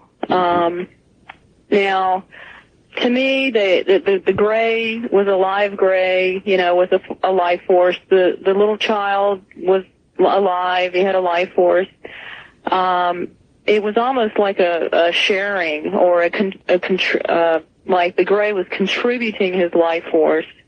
And it made the little kid, the blonde-haired boy, more than what he was before. Like he had more energy. He was more of a whatever, you know, a person, if you want to say. Yes. But it wasn't. I did feel that the gray's body then did not have a life to it. that soul was gone. The life force was gone. Right. That the gray died because of that. All right. With reference to that child, which you said was yours, she asked, did you ever notice any subtle changes in your body, or was that a test tube baby from start to finish? With my experiences, most of this genetic manipulation, the pregnancies are artificially created. I did have an experience during which they told me that my baby was in the spindle phase, which is during the initial stages of cell, when the cell splits during mitosis. Yes. Now, that happens hours after the sperm and egg meet. And this is not something, I mean, we can do this, we can watch this. I mean, if you've watched the Learning Channel, you've seen this under a microscope.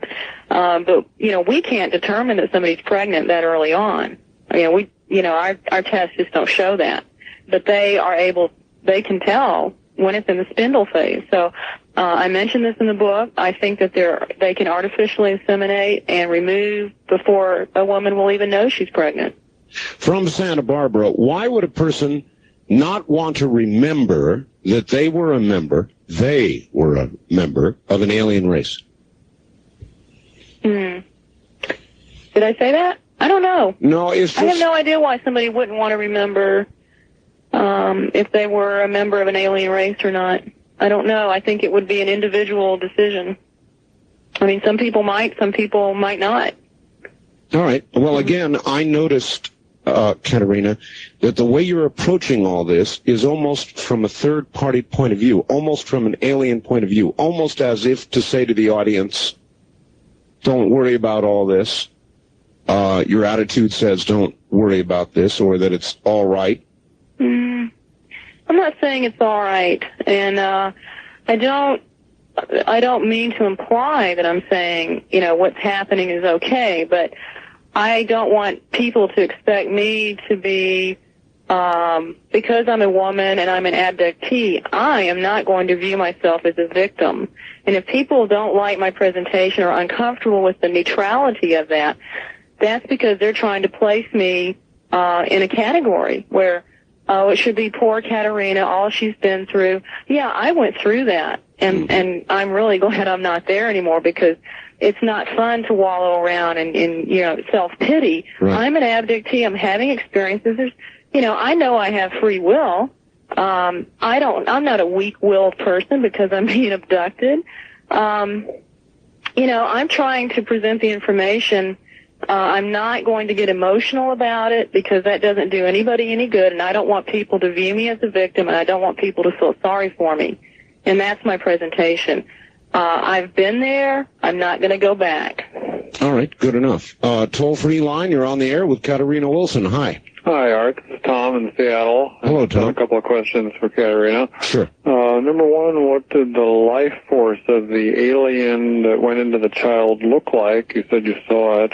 Mm-hmm. And number two, I heard a UFO speaker present a theory that the Greys are here to...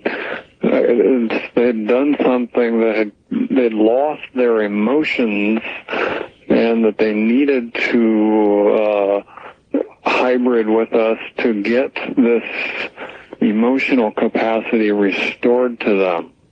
All right. That was their purpose. Katerina? Okay, the life force, I can only describe it as the way I would know that a male alien is a male, a female alien is a female. It's an inner knowing what's going on. But also, it was like I saw, I don't know, I don't want to say it's a light, but it more of just a energy going from the gray into the little boy. And that's the best way I can describe that. I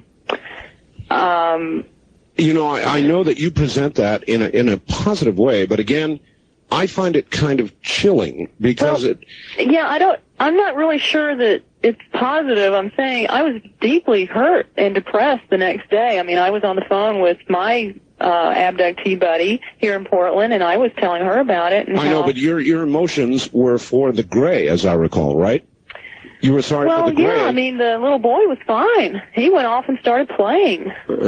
Yeah, he teleported himself, picked up a little ball, threw it through a little circular hoop-like thing, like maybe a basketball-type thing, and he just went in the playroom and started playing with his toys. He was fine. He was happy. He was strengthened. And the gray was gone. And the gray was an empty shell.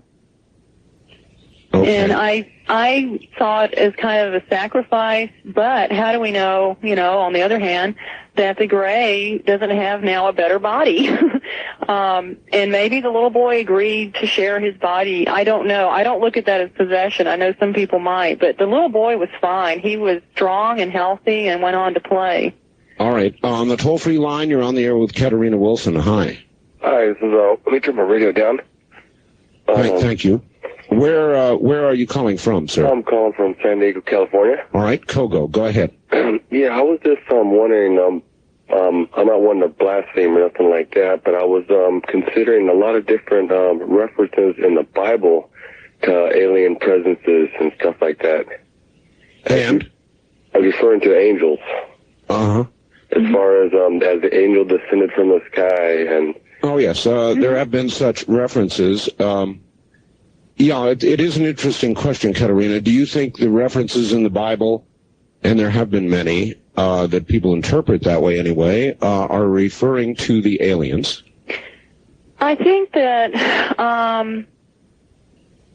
the most important term, the most important phrase that you can, we need to mention here is human beings' interpretation.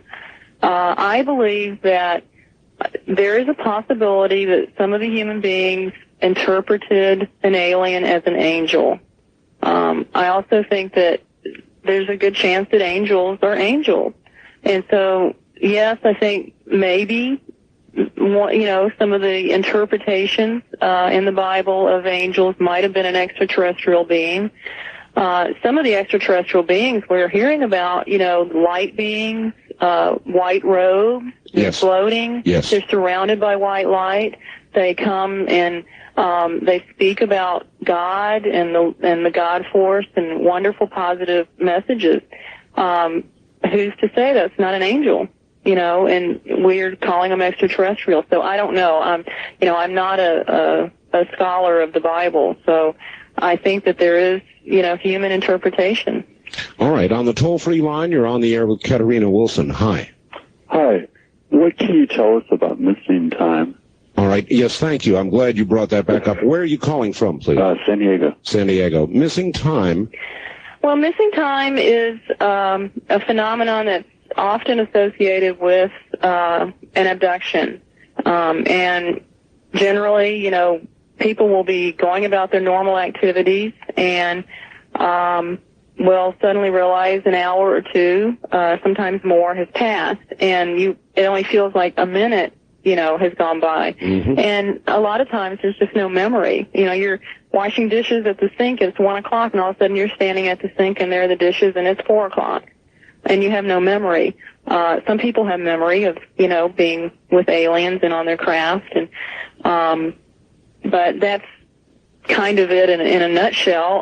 I asked somebody here in Portland, a friend of mine, who, the last thing I would expect him to say is that he's involved in this. And I said, well, have you ever been doing something, driving along or, working in your house or something, and then all of a sudden notice that a lot of time went by that you couldn't account for? And just out of the blue, this person just about broke down into tears and started talking about, well, I was at this flashing yellow light, and I was going to turn right, and I was at a flashing yellow light, and the next thing I know, I'm on Mount St. Helens in my car, up at the visitor center. That would bring a person to tears. He broke down. Sure. And I had no idea this person had anything like this. I don't even recall why I asked him the question, but that's an example. And to know that you're missing hours out of your day can be upsetting. For a lot of people, it's, oh, gee, that's odd, and they go about doing what they were doing, and maybe 20 years later, it gets upsetting. Then they for some reason, they put two and two together. They remember something they didn't remember before, and they go, oh my God, didn't make sense. Where did those 5 hours go, or 2 hours, or something? Interestingly, Katerina, a lot of the best researchers in ufology for years and years researched and looked into sightings. They finally, most of them, became satisfied the sightings were real. The craft really were here. Now they have turned to people like you as the best avenue, they say, of continued research, abductees. Do you agree with that? Well, I think we're a logical resource for information.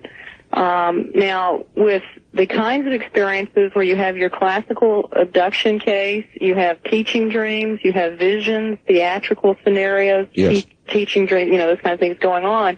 I have always thought that it's important to look at all of those, not just on the table examinations. And so I think that you can learn a lot about the alien psychology and perhaps learn more about what they're up to looking at these other kinds of experiences. During all of these examinations, probes, pregnancies, or just removal of ovum, have they hurt you? Physically? Yes. They've hurt me physically and they've hurt me mentally. The physical pain, as any woman who's born a child will tell you, passes, and it does. I don't enjoy physical pain. I have gotten out of bed and fallen to the floor because I couldn't walk. I've had blood on my sheets. I've had puncture wounds in my body. That doesn't feel good, but it heals. I think the hardest thing is the mental wounds, the anxiety, the constant anxiety of, okay, I know they're going to come back. When is it going to be? And, you cannot focus on that. You cannot, keep focusing on the what if,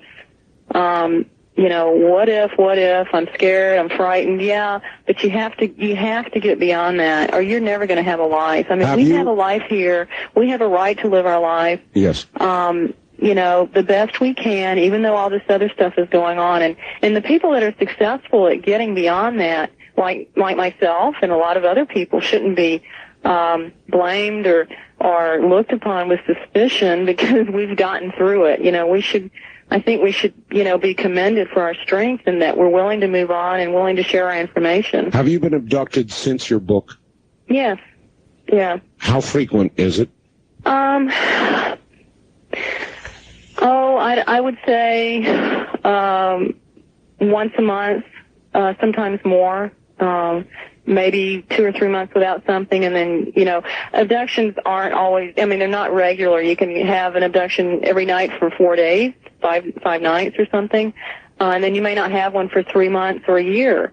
I don't go as long as a year. I think the longest I've gone is since 1987 is about 4 months. What have you tried to do to prevent it? I have, I pray every day, which is not something I did prior to 1987.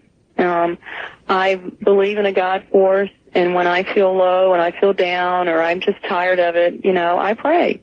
And I focus on the creative force, and although I want the truth and I know that the truth might be painful, there are times when I'm tired of the deception, and I know I have free will, and I don't give them permission. I don't lie in bed at night and say, okay, come get me, I'm in the mood. I don't do that. That's not how it works. And I do want the truth, and I don't know in the end what is really going to take place. I guess none of us know that. If I knew, goodness, I'd certainly tell everybody. All right. I want to, before the show ends, I want to be able to give out my address. By all means, go ahead and do it now. Yeah, let me do that. If anybody is interested in the book and you want an autographed copy, of course you can get it at Barnes & Noble's at Christmas. It should be available. But it's Puzzle Publishing, and it's P.O. Box 230023, and that's Portland, Oregon. And the zip code is 97281-0023. And post-paid, the book's $26.95, and I'll be happy to sign it for you. Also, if you have any questions or comments, please feel free to write. Okay, give the address again, please. Oh, P.O. Box 230023, Portland, Oregon 97281-0023. And you'll autograph a copy? Sure. Autograph all my books, except for the ones that go into the bookstore, so those orders are kind of big. But, all right, so if they want an autographed copy, they're going to need to send... Yeah, $26.95. Mm-hmm. All right, Post Office Box 230023. Right. Portland, Oregon 97281-0023. Right. Is that correct? Yeah. All right. Well, I very much have enjoyed having you here, Katerina. You've been a very unusual and different kind of interview as an abductee. You have a very different attitude. Has anybody ever told you that? I am told that most often. After I present lectures and things, and I get a lot of mail. A lot of people actually just about, well, everybody's always complimentary. They like my presentation. They appreciate the fact that I haven't tried to scare them, that I am, I try to remain neutral. But, of course, tonight we heard some other attitudes. No, it is an interesting... Kind of surprised me, but... No, I think it's a very interesting and different sort of perspective to hear you. I think people are used to viewing... We're in an age of victimization. I mean, my God, you've never seen anything like that. I know. Before. I mean, the 90s are the decade of victimization. And well, don't be one. Katerina, we've got to go. Okay. Well, I want to say thank you, and it's been an honor to be able to share my information with everybody. And thank you so much for having me on Dreamland. Thank you, Katerina. You take care. Okay. All right. That's going to do it, everybody. We are absolutely out of time. It has been, as always, a great pleasure. I would like to tell you to order a copy of this program. It was a very interesting program, or any Dreamland program we do, or to order a copy of our newsletter with your Visa and MasterCard. Please call 1-800-917-4278. Let me give that number one more time. It's our new tape number. And for the newsletter as well, it's 1-800-917-4278. This has been Dreamland, a very different and unusual kind of program. And we will continue in this same vein with another guest next week. And I'll be promoting that guest on my weekday show beginning Monday night, Tuesday morning through Friday night, Saturday morning, called Coast to Coast AM. Thank you all from High Desert. Good night.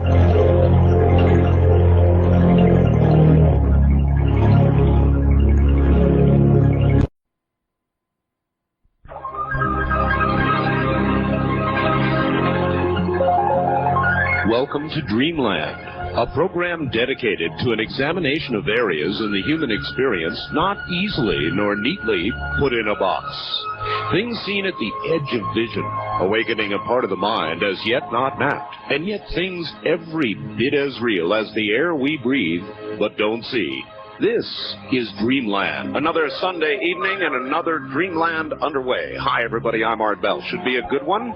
Linda Howe leads off as usual. Tonight with her regular report. Last week, a full 3 hours.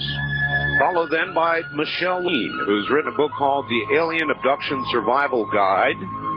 That should be interesting. And as a matter of fact, she was regressed, I believe, by... Well, let me see. John Mack.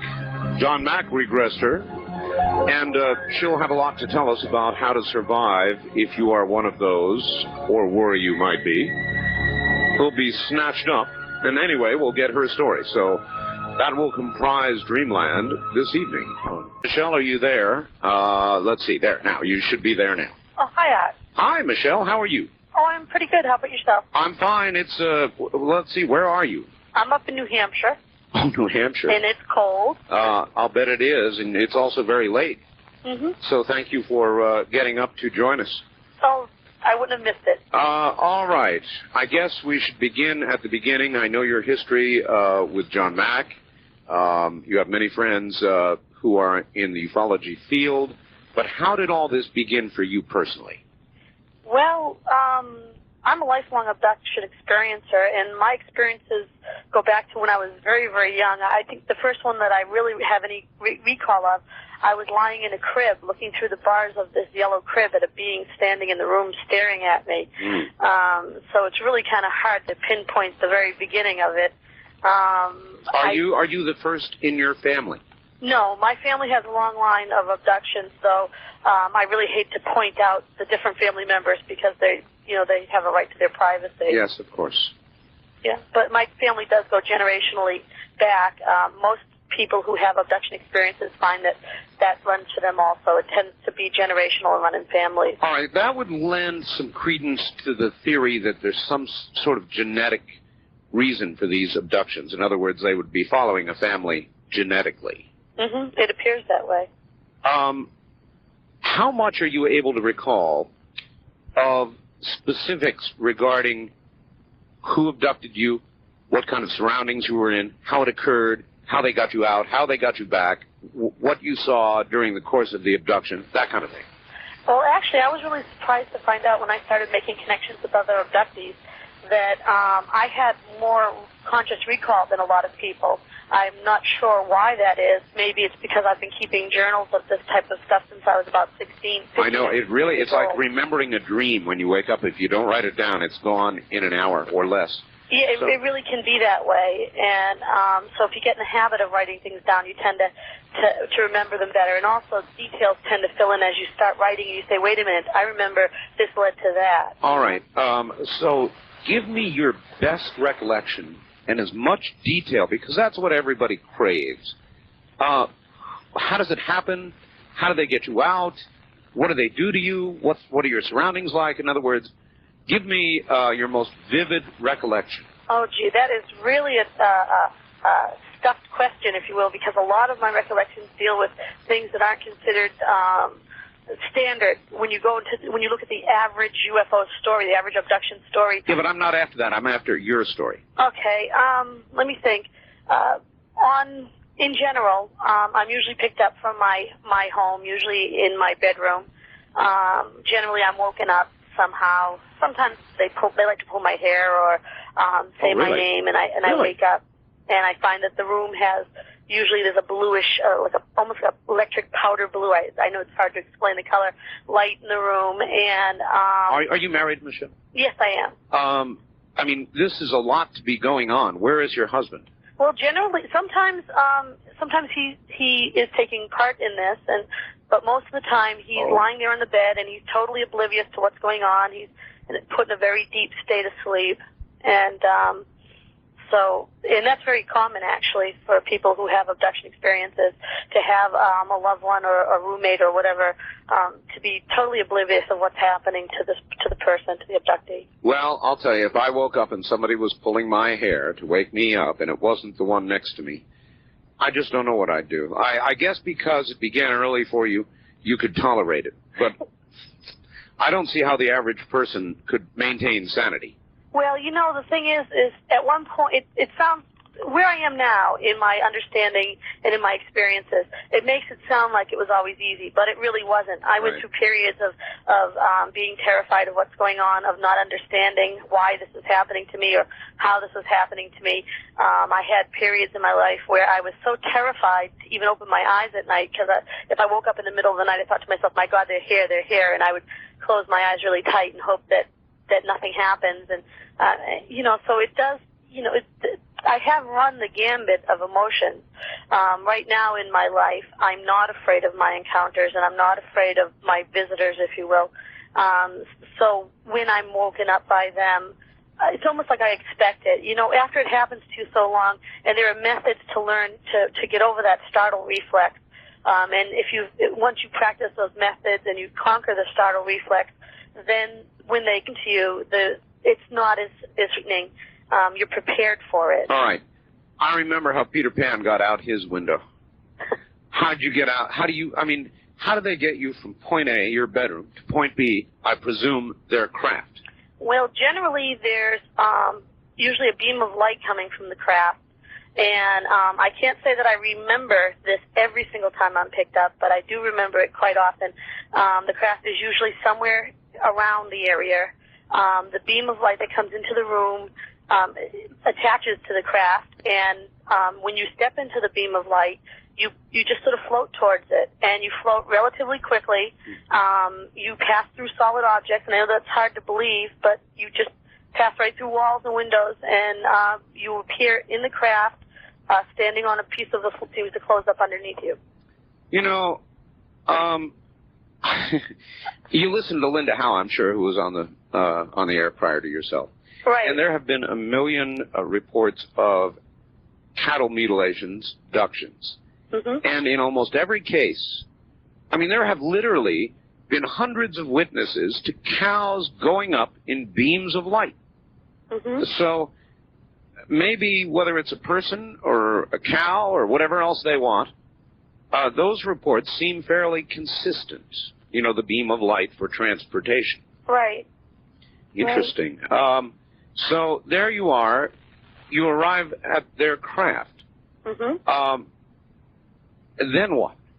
Well, then usually I'm brought into a small room, an examination-like room. The rooms, first off, there are no corners on these crafts. They're all rounded. All rounded. Yeah, they're all rounded.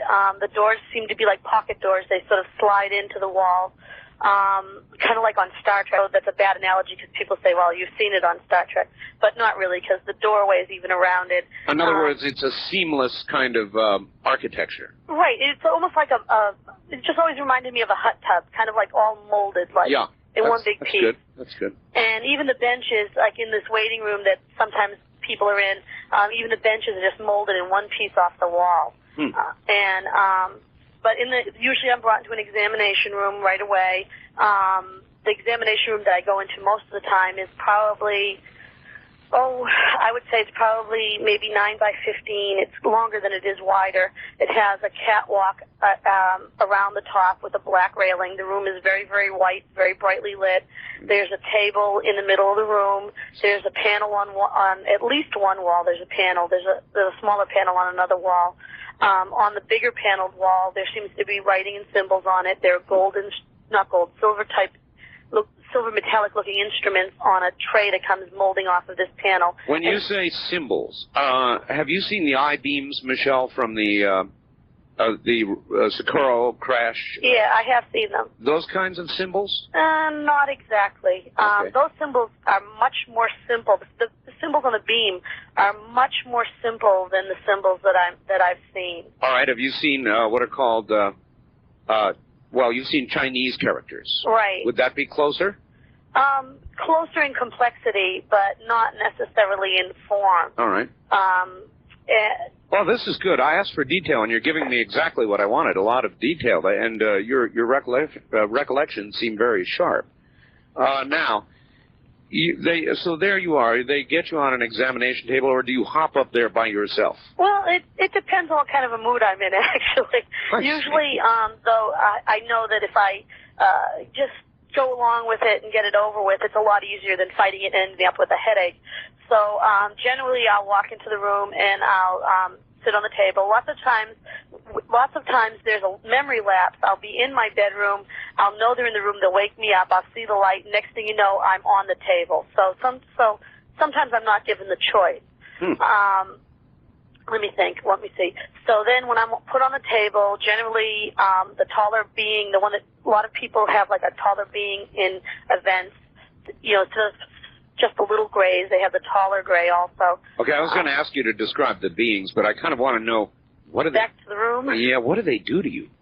Well, depending on on the typical abduction that happens with me, I generally get sort of an examination from head to toe, and I know this sounds kind of silly, but they hold this thing over my body that looks very much like a tiny miniature model of the Sydney Opera House. Kind of like shells inside of shells. Really? Yeah, I know it sounds really strange, but that's pretty much the best description. Unfortunately, I don't have all the right words for some of these things that they have. Sure, I know. And but they pass that over my body, and I don't exactly know what it does. I was told once that it's aligning the energies of my body. Whether or not that's what it's really doing or not, I would have to trust that they're telling me the truth. Do you, by the way? For the most part, I've learned that a lot of the things that they've told me do seem to be the truth. So I do tend to trust them. There are people who say they lie. Oh, yeah. Yeah, and you know that they do play head games on people. And so I know that sometimes people who are experiencing things that seem like lies, when they get these partial memories and everything, as they start to fill them in, they realize that there was some sort of test or that there was some sort of event. And also the ETs have this really silly sense of humor that some people just don't get. So when the ETs play a joke on them... Silly? That's really interesting. I know I'm going to get mail on this one. All right, wait, this is very interesting. Describe their sense of humor. You said silly. Do you mean silly as in dry, or just silly as in camp, or how? Well, let's just put it this way. One of the favorite things that they like to do to people is they like to return you to your home and put you in your bed, cover you with your blankets, and then push your blankets, tuck them in underneath your mattress so tight that you can't barely breathe, that you can't move. If you have a spouse or even a dog living with you, they'll put the spouse or the dog on top of the blankets to make them even tighter, okay? And then they'll look at you and say, sleep tight. Now, they think it's a riot, okay? And the people it's happening to... Maybe they think that's human bed etiquette. Who knows, you know? But the people who it's happening to, if they don't realize that it's a joke, they wake up the next morning like, my God, what did they do that to me for? Sure. All right, Michelle. They have this wonderful thing they like to do with me. They wake me up in the middle of the night, and I find out I have my head in a pillowcase. All right, Michelle, hold tight. When we come back, I want you to describe the beings themselves. That's very valuable and as descriptive as you can be about them. We'll be right back. You've heard our GMX ads for about a year and a half now, so what are you waiting for? GMX is the way to treat your hard water problems, and without salt.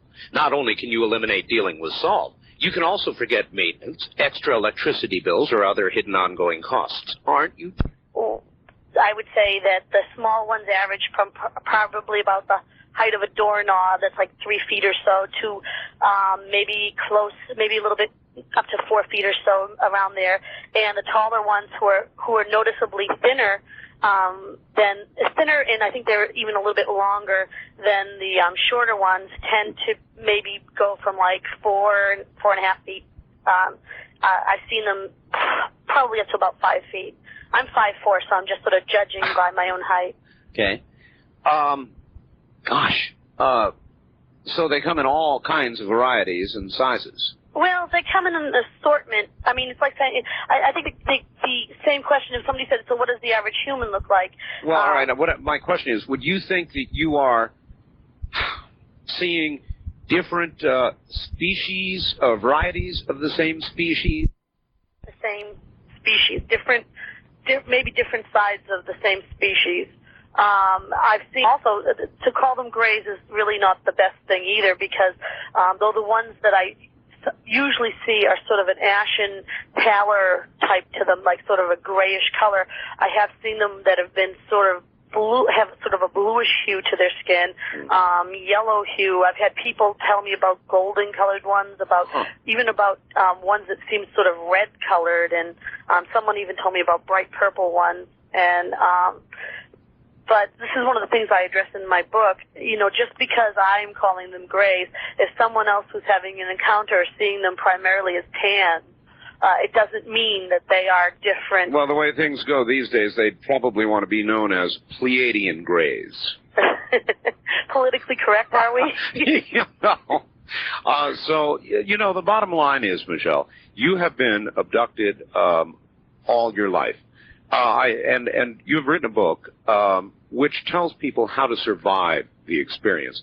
And that's really what I want to get to, and I'm sure it's really what you want to get to, because there are a lot of people out there, Michelle, they call me all the time, they claim they're abducted, and a lot of them are absolutely terrified. I take it that you can relieve some of that fear.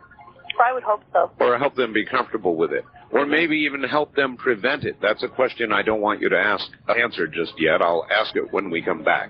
Okay. Stay right there and rest. We'll be back to you after the news, which comes next on most of these affiliates. And then more of Michelle Levine and how to survive an alien abduction. Stay right there.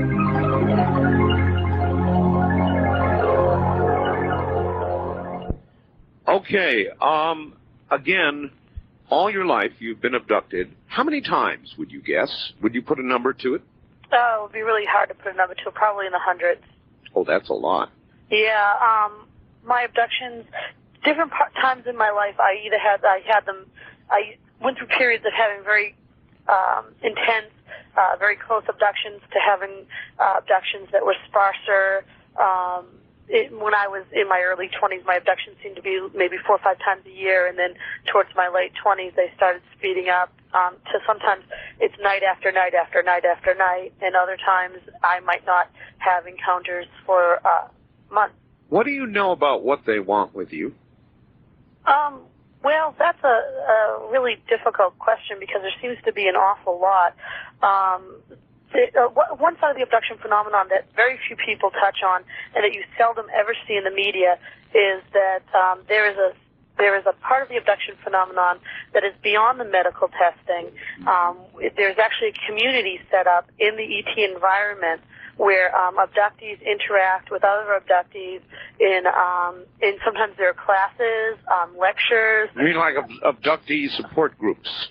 It kind of like that, only also sort of like a UFO high is the way I kind of put it, where people are taught things, they interact with other humans and other ETs, and so a lot of my abductions have a lot to do with this experience beyond the medical experiences. A lot of times when I'm picked up, I'm asked to teach classes where I have a group of people and I'm teaching them one concept or another. Other times when after a medical exam, I may be asked to attend a lecture or something. So there seems to be an awful lot of learning going on and an awful lot of teaching going on. The ETs seem to okay, hold it. If there's a lot of learning and a lot of teaching, then you ought to be able to more or less answer my question, and that is, what do they want with us? Well, it seems that somehow, if you believe everything that's going on, if you believe now, and I want to qualify this by saying I know some abductees who are even experiencing this who think it's all some sort of head game. Personally, I don't. Personally, I think there's something to it. It seems that the ETs somehow are here because the Earth is going to go through some changes very soon. We're talking some sort of consciousness raising, and they are somehow going to take part in this and are assisting us in order to prepare us for this. You know, but that's about the last thing I wanted to hear you say. Well, that is one of the things that's coming up in a lot of these classes. A lot of these classes are being taught about the nature of eternity and things like that. There also seems to be some sort of, like you mentioned before, some sort of genetic purpose in all of this. I know people who really believe that somehow the ETs are going to conquer our world and replace our human race with the ET race. I don't think that they're going to do that if they are in the way these people believe they are, because they could have done it very efficiently and a lot earlier than they are, but it could be, and I do have a feeling that maybe there is some sort of intermixing going on that is eventually going to create a race that isn't exactly us, but isn't exactly them. Well, the traditional theory, I believe, is that they have weakened themselves genetically, their entire genetic pool, and they need us to strengthen that. Right. Is that the one you tend to believe? Well, I think that that's a piece of it. I think that there's so many pieces to this puzzle that none of us are getting all the pieces, because if any one of us had all the pieces, we would have put this together already. That's a good point. And so a lot of us are getting different pieces of this puzzle, and some people are so covenant of their own piece that they don't want to look at anyone else's piece, so they're not. So they're ignoring the other information that they're getting. As a matter of fact, this was an issue for me recently when I took over as editor of Contact Forum magazine. The contact in Contact Forum was an issue for me. What is contact? What denotes contact? Being a physical abductee, being a person who has had physical interaction with non-human intelligence, not just race, but with other or seemingly other races. I can qualify that one too. Having these contacts, it's easy for me to say contact is walking on a spaceship, touching an alien, talking to an alien. This is contact, okay? Oh, yes. But there are other pieces to this puzzle, pieces that I have no concept of understanding and that I could not explain to you, pieces that I haven't even heard of yet. I mean, there are phenomena. Look at Linda with the cattle mutilation. There's a piece of the puzzle nobody likes to look at. I know. Okay, especially abductees. They say, God, if they're doing that to cattle, could they do that to me? Okay. Have they ever? According to Linda, and I just interviewed her for Contact Forum last month. No. I meant said no. you. I meant you. Have they ever physically hurt you?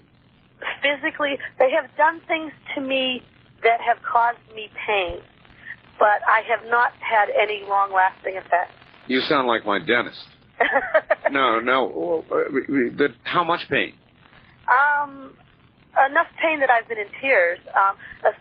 Often, though, I found that when if they're doing something that hurts me, if I tell them they're doing something that hurts me, if I tell them this hurts, they stop the pain. They might not stop the procedure, but they do something to numb me from not feeling the pain. Well, that's better than my dentist most times. All right. Actually, I'm cool to her. She's very nice. She's a pain-free dentist and very nice lady. Look, it's always good to be nice to your dentist because you're going to have to go back. Oh, well, that's well said, yes. All right. Suppose at my late age, now I'm 50, suppose I were to begin to be abducted. Could I do anything about it? First of all, could I prevent it?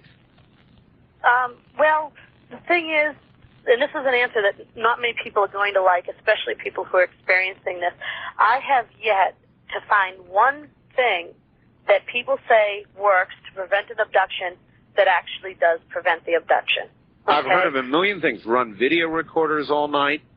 The people I know who've tried that have sleptwalked in the middle of the night and shut off their video recorders. Yeah. I know people who, or the video recorder mysteriously unplugs itself, or the battery runs dead. You know, I know people who believe that you leave a TV on, they can't bother you. You sleep with an amethyst around your neck, they can't touch you. You put salt on your windowsills, they can't get by it. I mean, I've heard all of them, and I've tried several of them. Oh, you have. And at some points, I've tried them even just to see if they've worked. Do you know what I'm saying? Yes. Like I had a dear friend who insisted, absolutely insisted, that she knew how to stop abductions, that if you hummed on this certain key, I believe it was the A above middle C, and if you hummed on that certain key, there was no way that they could touch you. Okay, that somehow it changed the frequency of their bodies and they couldn't get near you. Well, I take it you tried it.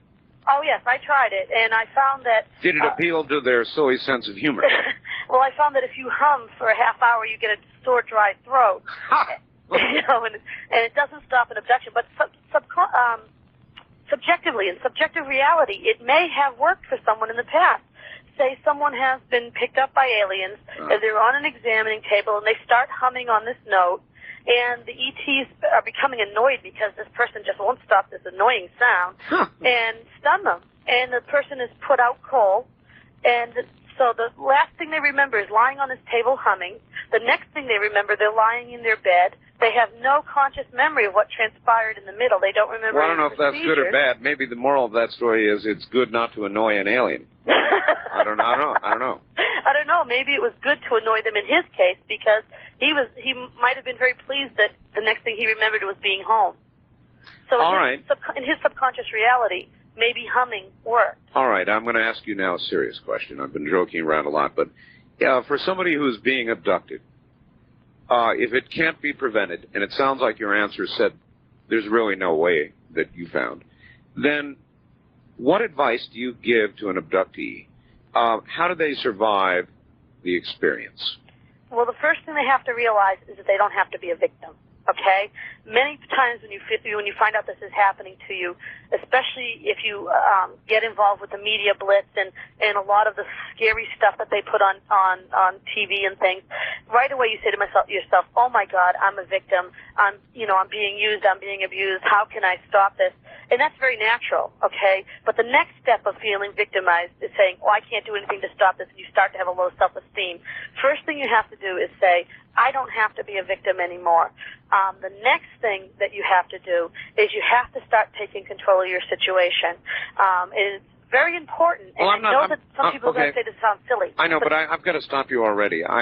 You know, that sounds so touchy-feely to say, I don't have to be a victim. But if you cannot stop the abductions, then you are going to be a continuing victim of abduction. Well, if you, in one reality, okay, granted that is that, okay? But you have to take the next step. The one step alone doesn't work, okay? And that's why, if it were just that one step, I could have put out a pamphlet, not a book. Yeah, okay. All right, so I am not a victim. Okay, so, and then the next thing you have to do is you have to start understanding that your emotions are going to run in cycles, okay? And you have to start understanding your cycle of emotions. I'm trying to nutshell this for you very quickly. Sure. You have to try to take control of your fear in the times when you're fearful, so that in the times when you're because these things run in cycles, the times when you're not feeling as anxious, you can do yourself some good. That's the time when you start to work on things. And this might sound silly to some, but you have to resolve in your mind that you're going to talk to the alien, okay, or to the whatever they are. I hate to use the word alien in the pure sense of the word, because who knows if they're extraterrestrial, extratemporal, or whatever. Okay. You want to use the word beings. It doesn't matter. Beings. So you've got to communicate with them. This is done. You obviously have done it. Is it done mentally, or I take it is done with telepathy? It can be done either way. I mean, if you talk, they can hear you. You can think to them. Obviously, it usually starts with telepathy, because when you wake up to find these beings sitting in your room, if you don't startle, which is a common human response is to startle, and this is pickup anxiety. Most people actually fear that moment of pickup. Do you know how many abductees say to me, if they knocked on the door, maybe I go, you know, but why do they have to take me like this, okay? So when they get you in that position where they startle you, the best thing you're probably going to be able to do is to think to them, okay, let's talk, or use some sort of words to open a dialogue. Do they speak back to us in aloud? Well, actually, it's not common, but it does happen. That's one of the myths that they only talk with telepathy. They actually do also make sound. They do. And I'm not sure that all of them know how to talk English. I couldn't tell you that. The ones that I have heard talk English, their voices seem very nasally, and they sound rather mechanical when they speak, but like they're having a difficult time pronouncing some of the words. But I think the myth that they don't talk with sound at all comes from the fact that they do seem to prefer telepathy, and also when they do speak verbally, their mouths don't really move. It's almost like a small quiver on the slit of their mouth. They don't articulate like with their lips the way we do. Then I wonder how it really is possible to discern the difference between hearing something in your mind and hearing it with your ear. Because, I've thought about that myself at some points. Because if you're half asleep and you're dazed and they come walking in the room and you hear and they contact you, it's harder. But if you are in a situation where you've been awake for a little while and you're more conscious of what's going on, it's a lot easier, because you can you hear it inside. It passes by the ears. I'm going to ask you a very hard question, Michelle. Okay. Don't take offense. No, I won't. Okay. I've had them all, I think. Well, good. Then you won't mind this one, I hope. How do you know you're not crazy as a loon? Well, I've asked myself that question too. I'll be honest with you. Most people who start exploring this, and myself included, wished at one point that we were crazy as loons, because crazy is something you can go see a doctor for and get treatment for. In your case, I know you went to John Mack, and he is ahead of the field. Mm-hmm. And John's a wonderful person. So you went to him and told him about all of this, I'm sure, and he did what? Did he regress you? Did he talk to you? Did he interview you? How did he handle your case? Well, actually, I was pre-screened by several people before I even met John. I'll bet. I was screened by the MUFON director of my state.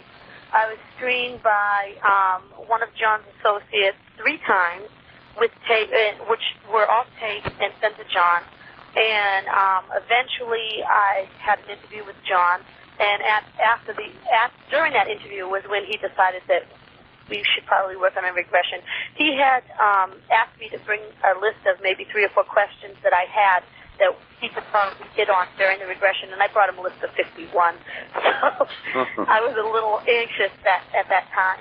But I'd like to go back to your question about how do I know that I'm not crazy. Sure. There are physical things that happen automatically. Wake up in someone else's clothing. I've had times where I've gone to bed. It is a joke in my family. I write my name. Whenever I have a nice nightgown that I want to keep, I write my name on the tag. I know it sounds silly, but I have had times where I have gone to bed in my clothing that I've owned and woken up the next morning with something that I've never seen in my life. It'd be very disturbing. It is very disturbing, and it also is something that you really can't do psychosomatically, I don't believe. You have children? How many? I have 3 children. Are they all yours and your husband's? Mm-hmm. In other words, you don't think they ever impregnated you?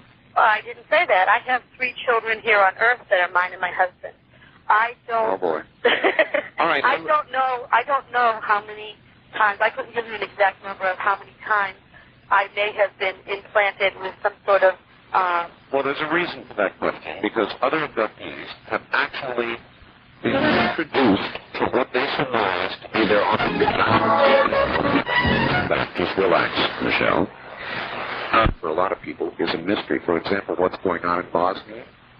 One way to find out is to get a good radio. Plus, whether it's earthquakes in the west, flooding in the Midwest and east now, snowstorm, ought to have an emergency.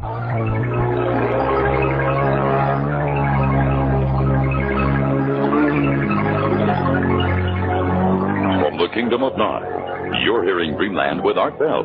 To participate in the program, call toll-free 1-800-618-8255. 1-800-618-8255. First-time callers, area code 702-727-1222. Or the wildcard line at 702-727-1295. This is the CBC Radio Network. It is, and my guest is veteran abductee Michelle Levine. I say veteran, it's been going on all her life. Literally hundreds of times. And so she finally settled in and wrote the Alien Abduction Survival Guide. And that's kind of what we're talking about. I've got a number of interesting questions, many of them coming in by fax. Some of them sort of silly, like she said the aliens' humor is on occasion. At least I consider them that way, but we will nevertheless ask them in a moment. How many of you remember a time, Levine? You are a veteran, aren't you? I guess so. I guess so. All right. These are kind of silly questions. I wouldn't think to ask, but 2 of my faxers have. Michelle, what if you wanted to be abducted? What if you've never been abducted? You feel left out. You want the scientific adventure. You want the thrill, the scare. Is there any way to actually go about inviting abduction? I really couldn't tell you. I never really had to give it much thought, to be honest with you, and I don't really know anyone who has found a way, aside from the occasional people who happen to be in the wrong place at the wrong time, if you will.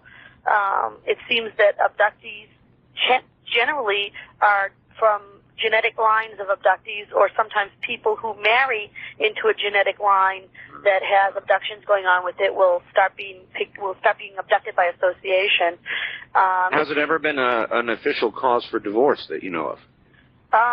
Officially, I don't know. I don't know if it would be actually officially, but I have seen some marriages break up over it. I can imagine, actually. And I've also seen some marriages actually make it through the struggle and come out better on the other side. All right. Could you ask your guest, this is a tough one, if she's ever bothered to document for the rest of it something along the line of, say, proof of alien existence, possibly videotaping the event, proof of her abductions, like grabbing some sort of instrument from the examining table, and, it really, if it's true, is the most important story the human race will ever realize. So it is, it's a good question. Have you ever tried to grab something or obtain good, hard proof? Or do you have it? Actually, I don't. I have in the past tried to do things like that, and I never got away with it. Lots of times I wasn't doing it for proof to the world, because I gave up trying to prove things to the world a long time ago. I found that it's not important that, you know, so-and-so and his brother-in-law believes me. It's important that I believe me. But I tried to, at times when I was trying for my own verification, for my own, you know, I hope I'm not crazy, I tried to get my hands on things. I've tried to do things like when they've taken off my wedding ring, which I cannot take off because I've unfortunately gained some weight since I got married, but they managed to get it off of me. I tried putting it on the wrong hand, things like that. They have a wonderful way of playing games with people where they will tell you, you can have this piece of metal, or you can have this book, or you can have this whatever, this like this metal doesn't exist on your planet. You can take it home to Earth, and you're going to be the one who's going to prove to the world that we exist. Now you're talking. Yeah, and they'll do that to people, and then, you know, the person usually, you know, is so excited, I'm going to be the one, and I'm going to show the world, and I finally have proof, and then right before they bring you home, they tell you, well, I'm sorry, you know, plans have changed, we can't let you do this, and they take it away from them. See, you see, there you are, there you are, Michelle. William Safire would say that probably makes them a bunch of congenital liars. Yeah, you know, and the interesting thing about this particular scenario is that generally they'll bring the piece back to the person and say to the person, I changed my mind, you can have it again. And they'll keep doing this back and forth until the person finally says, forget it, I don't even want to see that thing, get it away from me, okay? And until they really frustrate the person. And sometimes, I mean, these head games don't always make sense. I'll admit that. I know that when I've asked about them, usually I get an answer like, you have to know deception when you see it, or things like that. All right. Whether or not those answers are valid, you know, it's hard to say. Often we get answers like, you know the answer to that, and that's very frustrating. That's more frustrating than the games themselves. Yeah, it really sounds like they do play a lot of games. All right, well, you asked your guest, and I don't know why after what I just heard, but what exactly the aliens have told her about our future and what part they will take in it. Now, that is a very big question, and again, that's another question where I find that either your experiences are such that you believe it, or your experiences are such that you say, well, this is ridiculous and I'm not going to believe it. And abductees do differ on whether or not they believe the messages that they're given by the ETs. In general, the ETs do have a habit of showing people, reaction test, if you will, showing people visions of you know, incredible Earth disasters, changes, and catastrophes, and recently, though, interestingly enough, when I was younger, many abductees were shown visions of nuclear war, over and over and over again. They would make you practice. They would put you in a scenario where you actually thought that you were in this nuclear war and you were trying to get away and you were trying to be safe, or they would show you the world blowing up, and always reminded me of the Gary Larson cartoon with the aliens on the moon going, ooh, because the world's all covered in mushroom clouds. But they would show you these terrible visions of horrible things happening to the Earth. And lately, in the last 4 or 5 years, the nuclear disaster stuff has sort of shifted from nuclear war to nuclear accidents, sort of like an earthquake happening near a nuclear power plant and there's radiation and fallout and all this stuff. You know, there's a lot of theories as to why they're showing us this stuff. I know that different researchers have different theories on it, and different abductees have different theories on it. It seems that they're preparing us for something.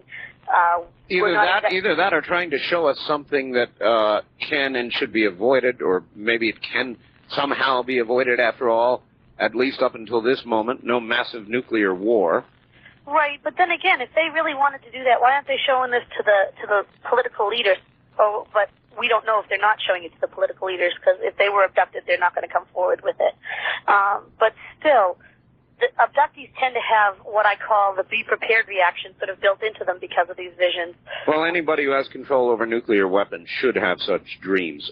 Michelle, let us begin taking a few phone calls. Sure. All right, everybody.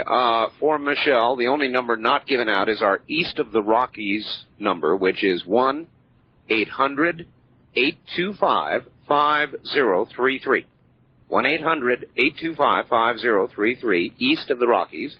Let us proceed. West of the Rockies, you're on the air with Michelle Levine. Hi. Hi, Art. This is Bonnie from Clear Lake. Hello, Bonnie. I like you again. I'd like to ask her, when you ask her about her kids, I'd like to know why she doesn't definitively get some DNA tests and prove, whether they belong to her and her husband. All right. Well, and if she has a particular blood type, I'd like to know. All right.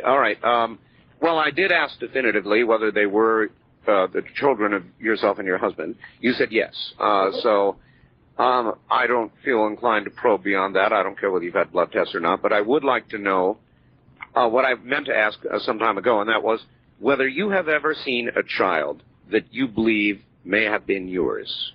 In the E.T.'s company, I assume you mean. That's correct. Yes. I have been shown children, several of different ages.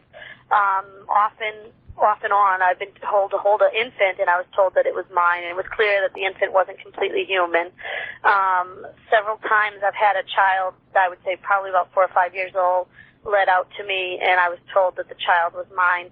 I know that one time when I did ask, because I have memories of having procedures that people call fetal extractions done, I finally asked Hitar, who is one of the great, that's the name I have for him, Hitar. I asked him how many children I do have in their presence, and this was 3 years ago. He told me 63. I don't know. I honestly tell you, I don't have any memory of 63 children. So I don't know if... Nobody would want a memory of that. Oh, no. Not unless you were doing your income taxes. Yeah, good luck on that claim. Listen, what did Professor John Mack, because he is so well respected, and people are probably sitting out there right now saying, "Ooh, what a crackpot." But Professor Mack is anything but at Harvard, and he extensively regressed you and interviewed you. What did he conclude? I honestly don't know if John has made any definite conclusions. I know that he is still looking into the subject. He's doing some very fascinating work in South Africa right now. No, I mean about your regressions, your stories.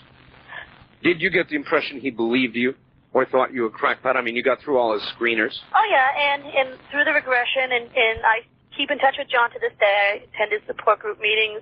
I work with Pierre. I send them an awful lot of referrals. I speak to them on the phone often. I went to their Christmas party.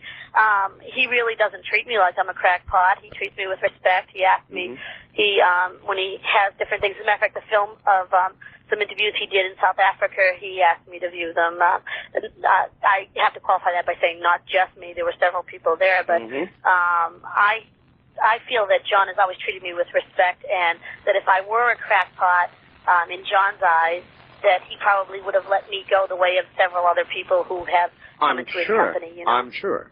All right. With that in mind. But I really, honestly, at this point, I'm so beyond the point of worrying if people think I'm a crackpot or not. I understand.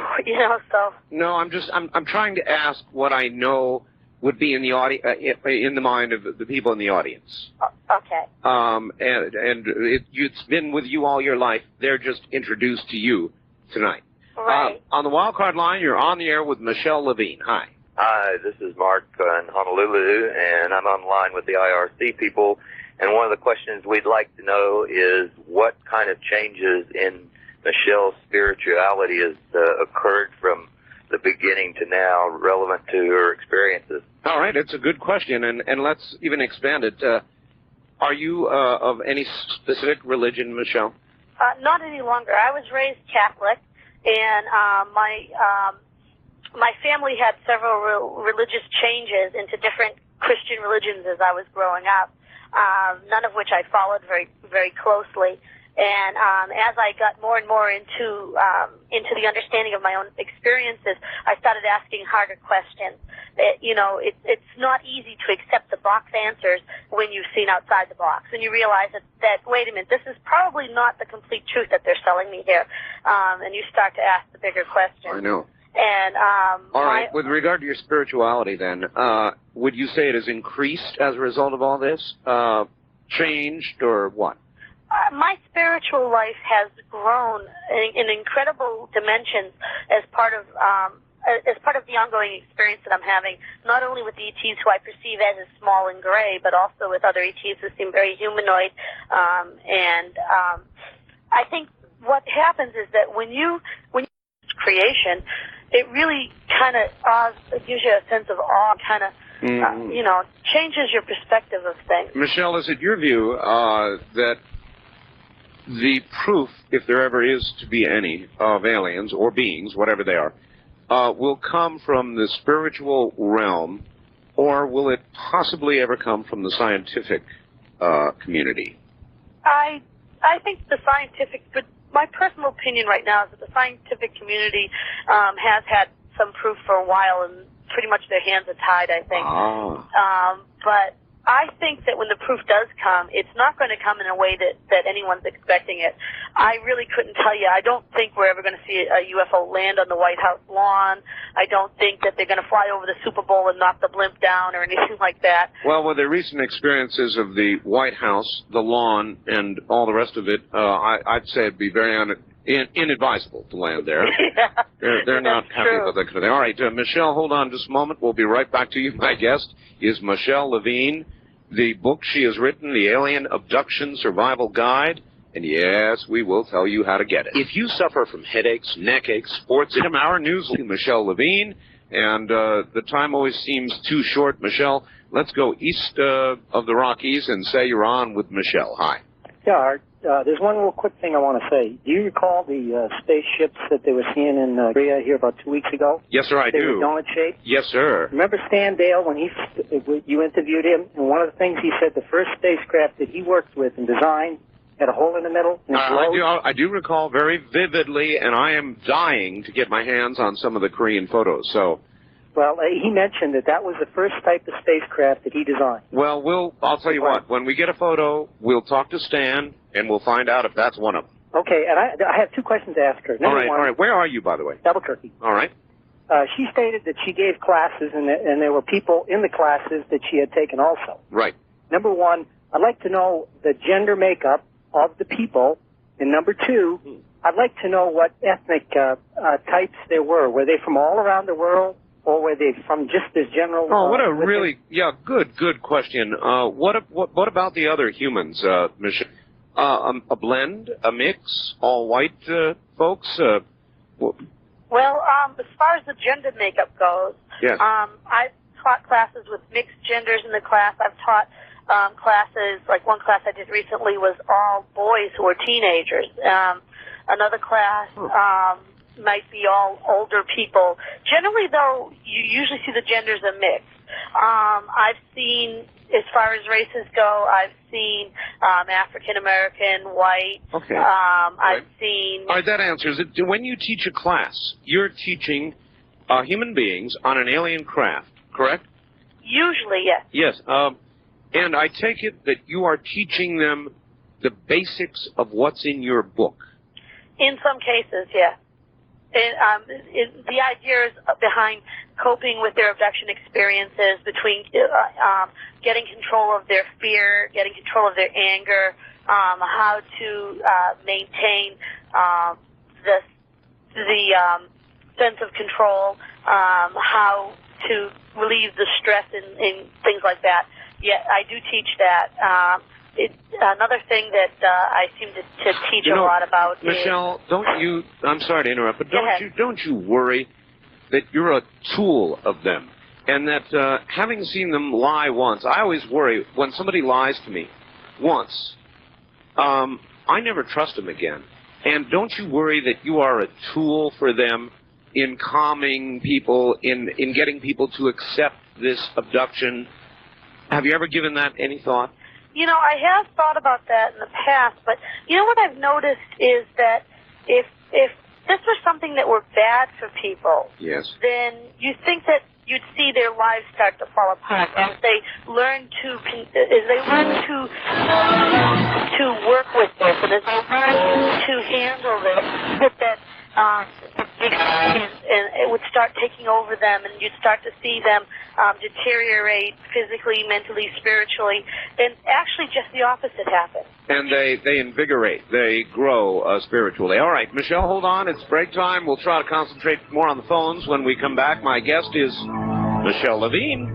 She has written the Alien Abduction Survival Guide, and she has the experience to know what she's talking about. More in a moment.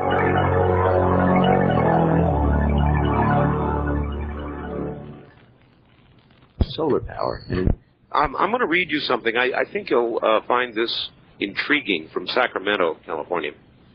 Michelle, I've had several experiences with ETs. One incident that remains unsolved in 1978 is I had a dream I was being examined by an ET. Believe it or not, after that, my wife began producing milk. She went to the doctor 2 weeks later, only to find that she was not pregnant at that time. Shortly thereafterwards, the milk stopped. Weird, huh? Actually, it's pretty common.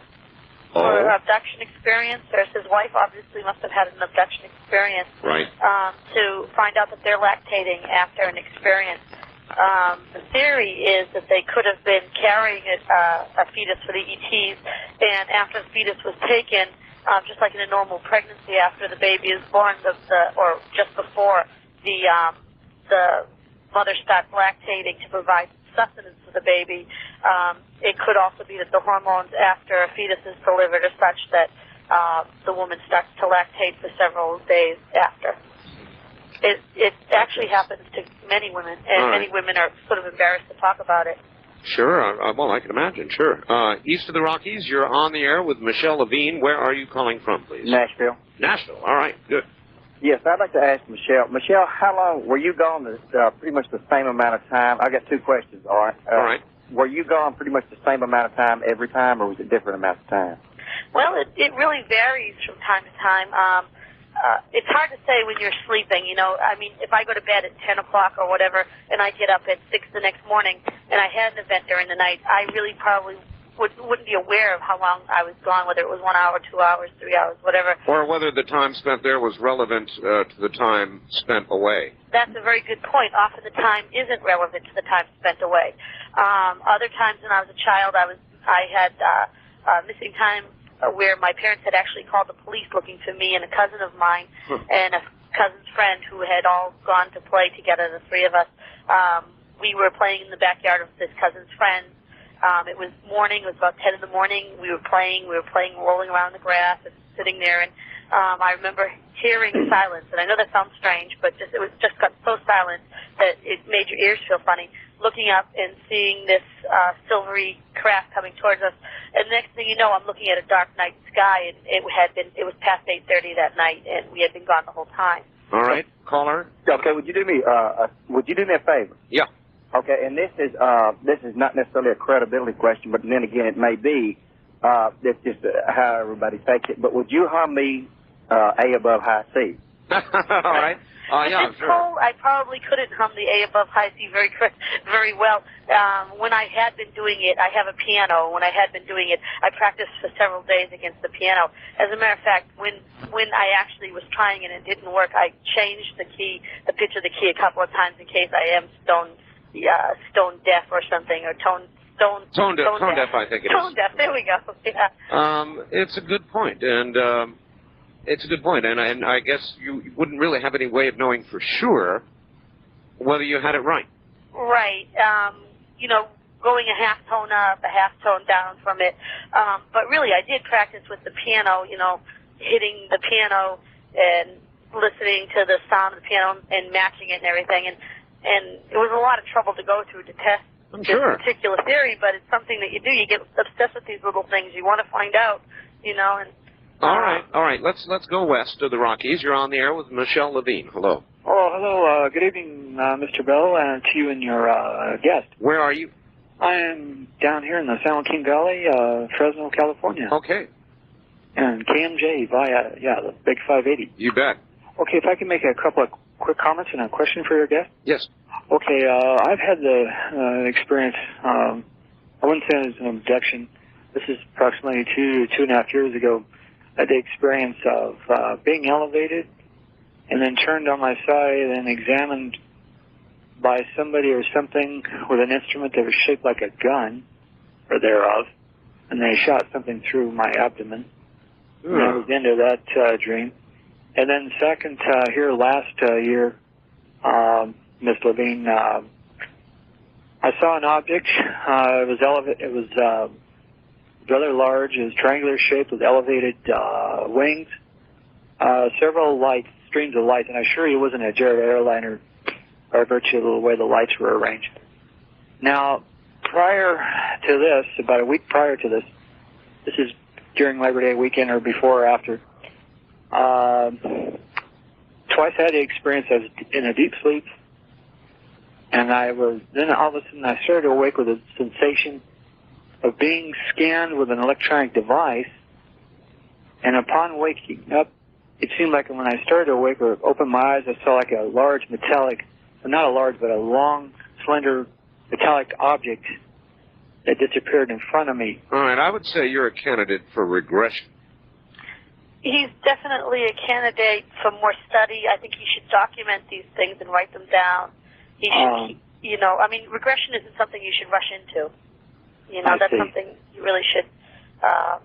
Well, that's it. That brings us to another good point. Michelle, is it good for all people to know what they've gone through, or would you say in a lot of cases it's frankly better they don't know? Well, some people don't have the urge to know, okay?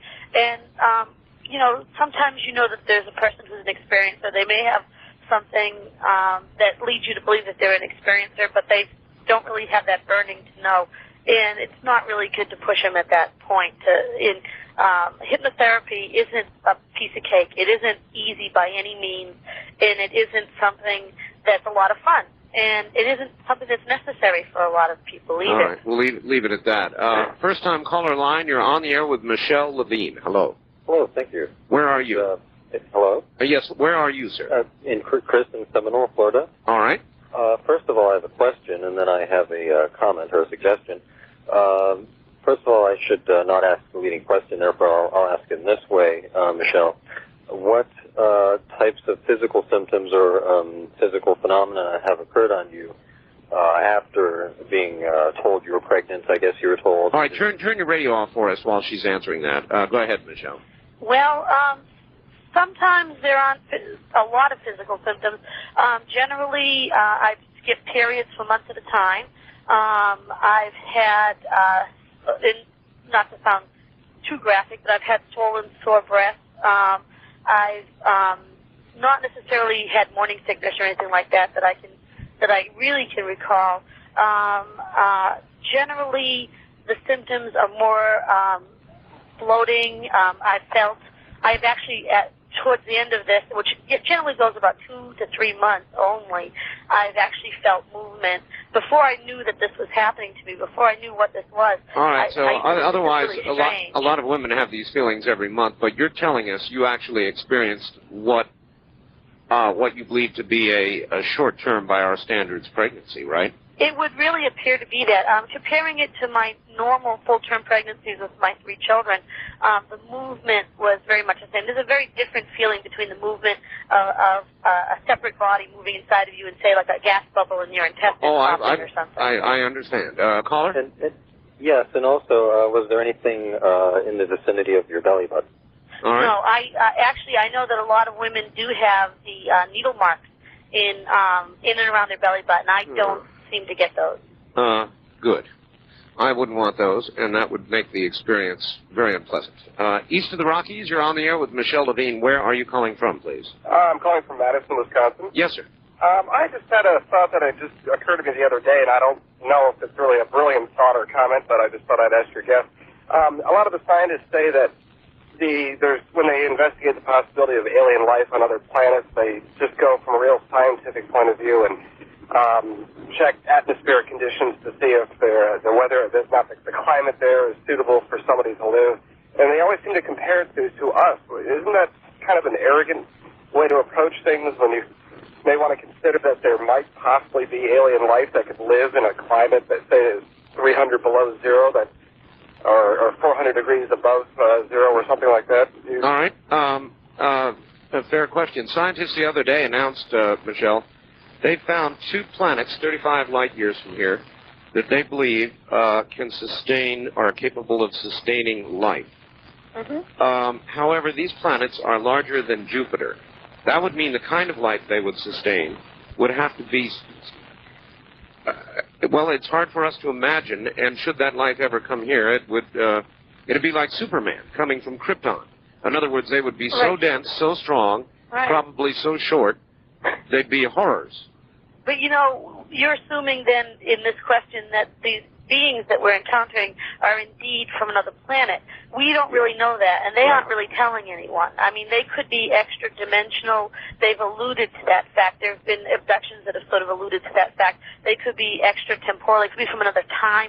They could be from another reality that we don't know, a parallel universe.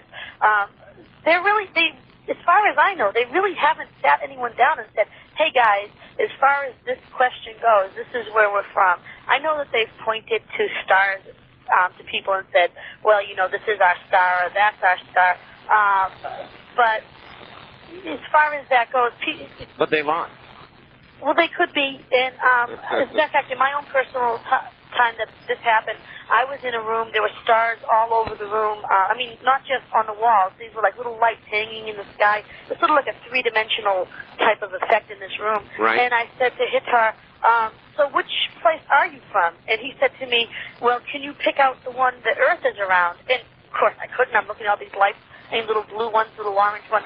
Not having an astronomy background, Sure, you I'm wouldn't looking know. at these things. They were pretty, but they didn't mean anything to me. I said no, and he said, so what difference does it make?